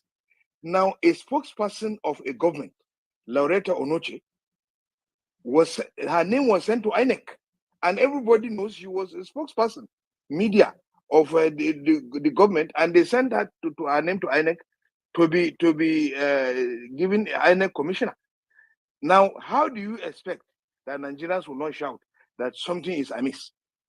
Now, this type of saying that cleaning, it's not. We are not talking about cleaning register. Cleaning register is different. Who is getting that thing into the register for INEC to be cleaning it up? Is it the ordinary citizens that will go and just get it up? There must be a connivance somewhere, and there are some beneficiaries of that uploading, and those beneficiaries are also part and parcel of the problem, and that is what Mr. Henry is saying, that we have to narrow it down. All right. Thank you very much, Mr. Omar. Please, because of time, I have to interject. Quickly, Dr. Dasuki, quickly, please. No, Dr. Man said, I think I'll just keep quiet because I think Ikenga has answered most of these critics properly. Because, for example, one of the individuals is saying that you have someone with the same name but different picture. You can go to a polling unit and there will be two Saliu the Sugi there. Is he saying that people don't have duplicate names in Nigeria? And then some people also are here ranting and talking about INEC putting fake data there. If they, just like Ikenga has come out to expose and talk about transparency in this process, those individuals that have just spoken, the previous speaker, the other previous speaker that is talking about nonsense, he should also go and do a media discussion and say whatever he wants to say. So you should stop coming here to gaslight people too and say that INEC has been compromised. He's not the only one that has a voice to start ranting and making nonsense statements on this basis. Okay, all right. Sorry, Mr. Doseki, we all started in a good way, so we cannot end this basis. Listen, everybody have a right to their own opinion, right? Hence, you have a right. So if he think that the INEC have been compromised, that is his own opinion. You have a right to say they have not been compromised. But what we will not allow, what we will not condone, is people calling each other name. And Mr. Ikenga have to go. So before Mr. Ikenga round up, let's quickly allow Okibe, please, if you can speak in 3 minutes. I know it's not enough. Then we can allow Mr. Ikenga to round up, please. Thank you. Sorry, sir. Okibe, I'm speaking to you. Can you hear me? You're raising your hands. Okay, it appears. Sorry, am I audible? Can anyone hear me?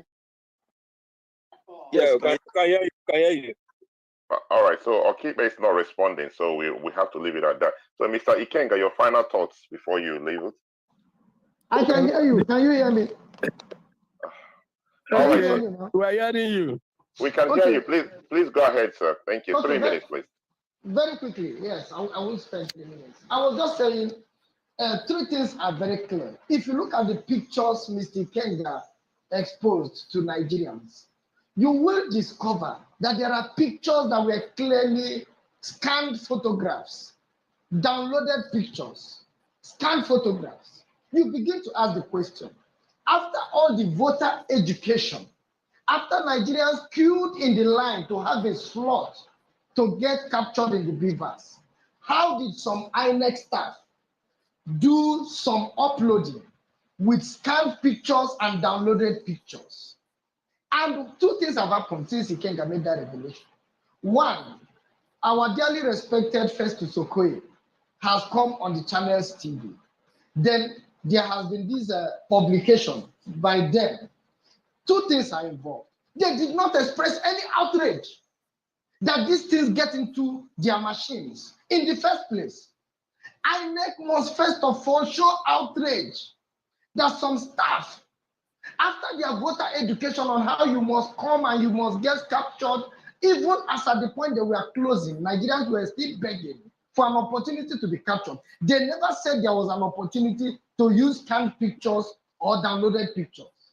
So they didn't show any outrage, and they are not showing any outrage. And I must draw this attention. There is this bill that is still on for electoral malpractice bill, election malpractice bill, people who participate in electoral fraud.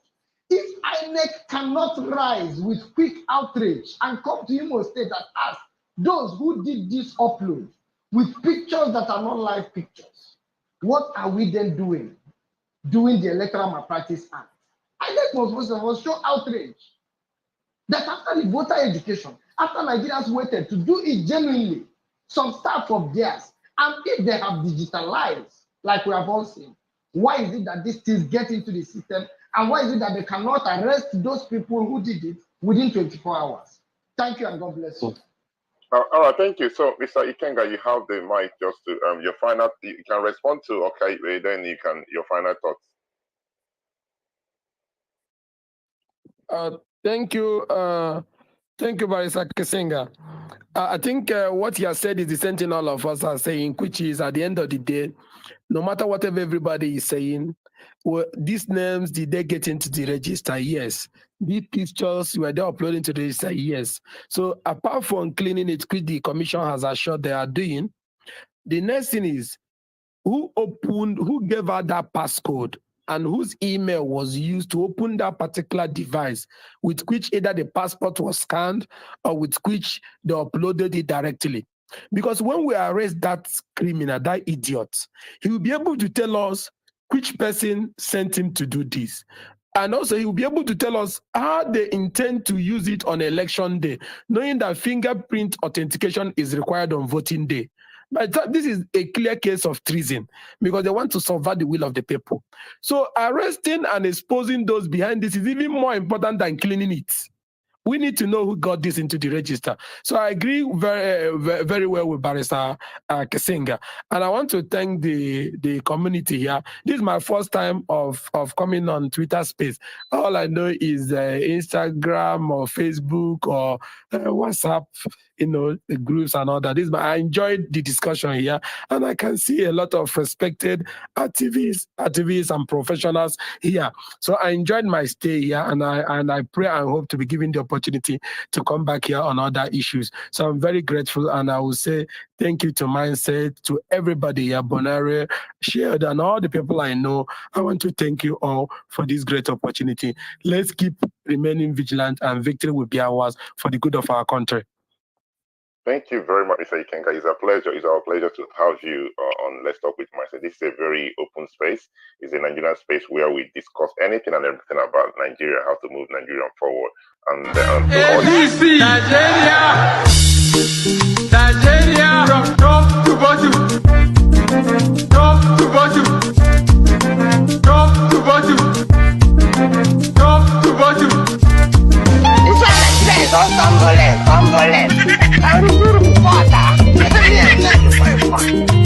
Everything is not funny.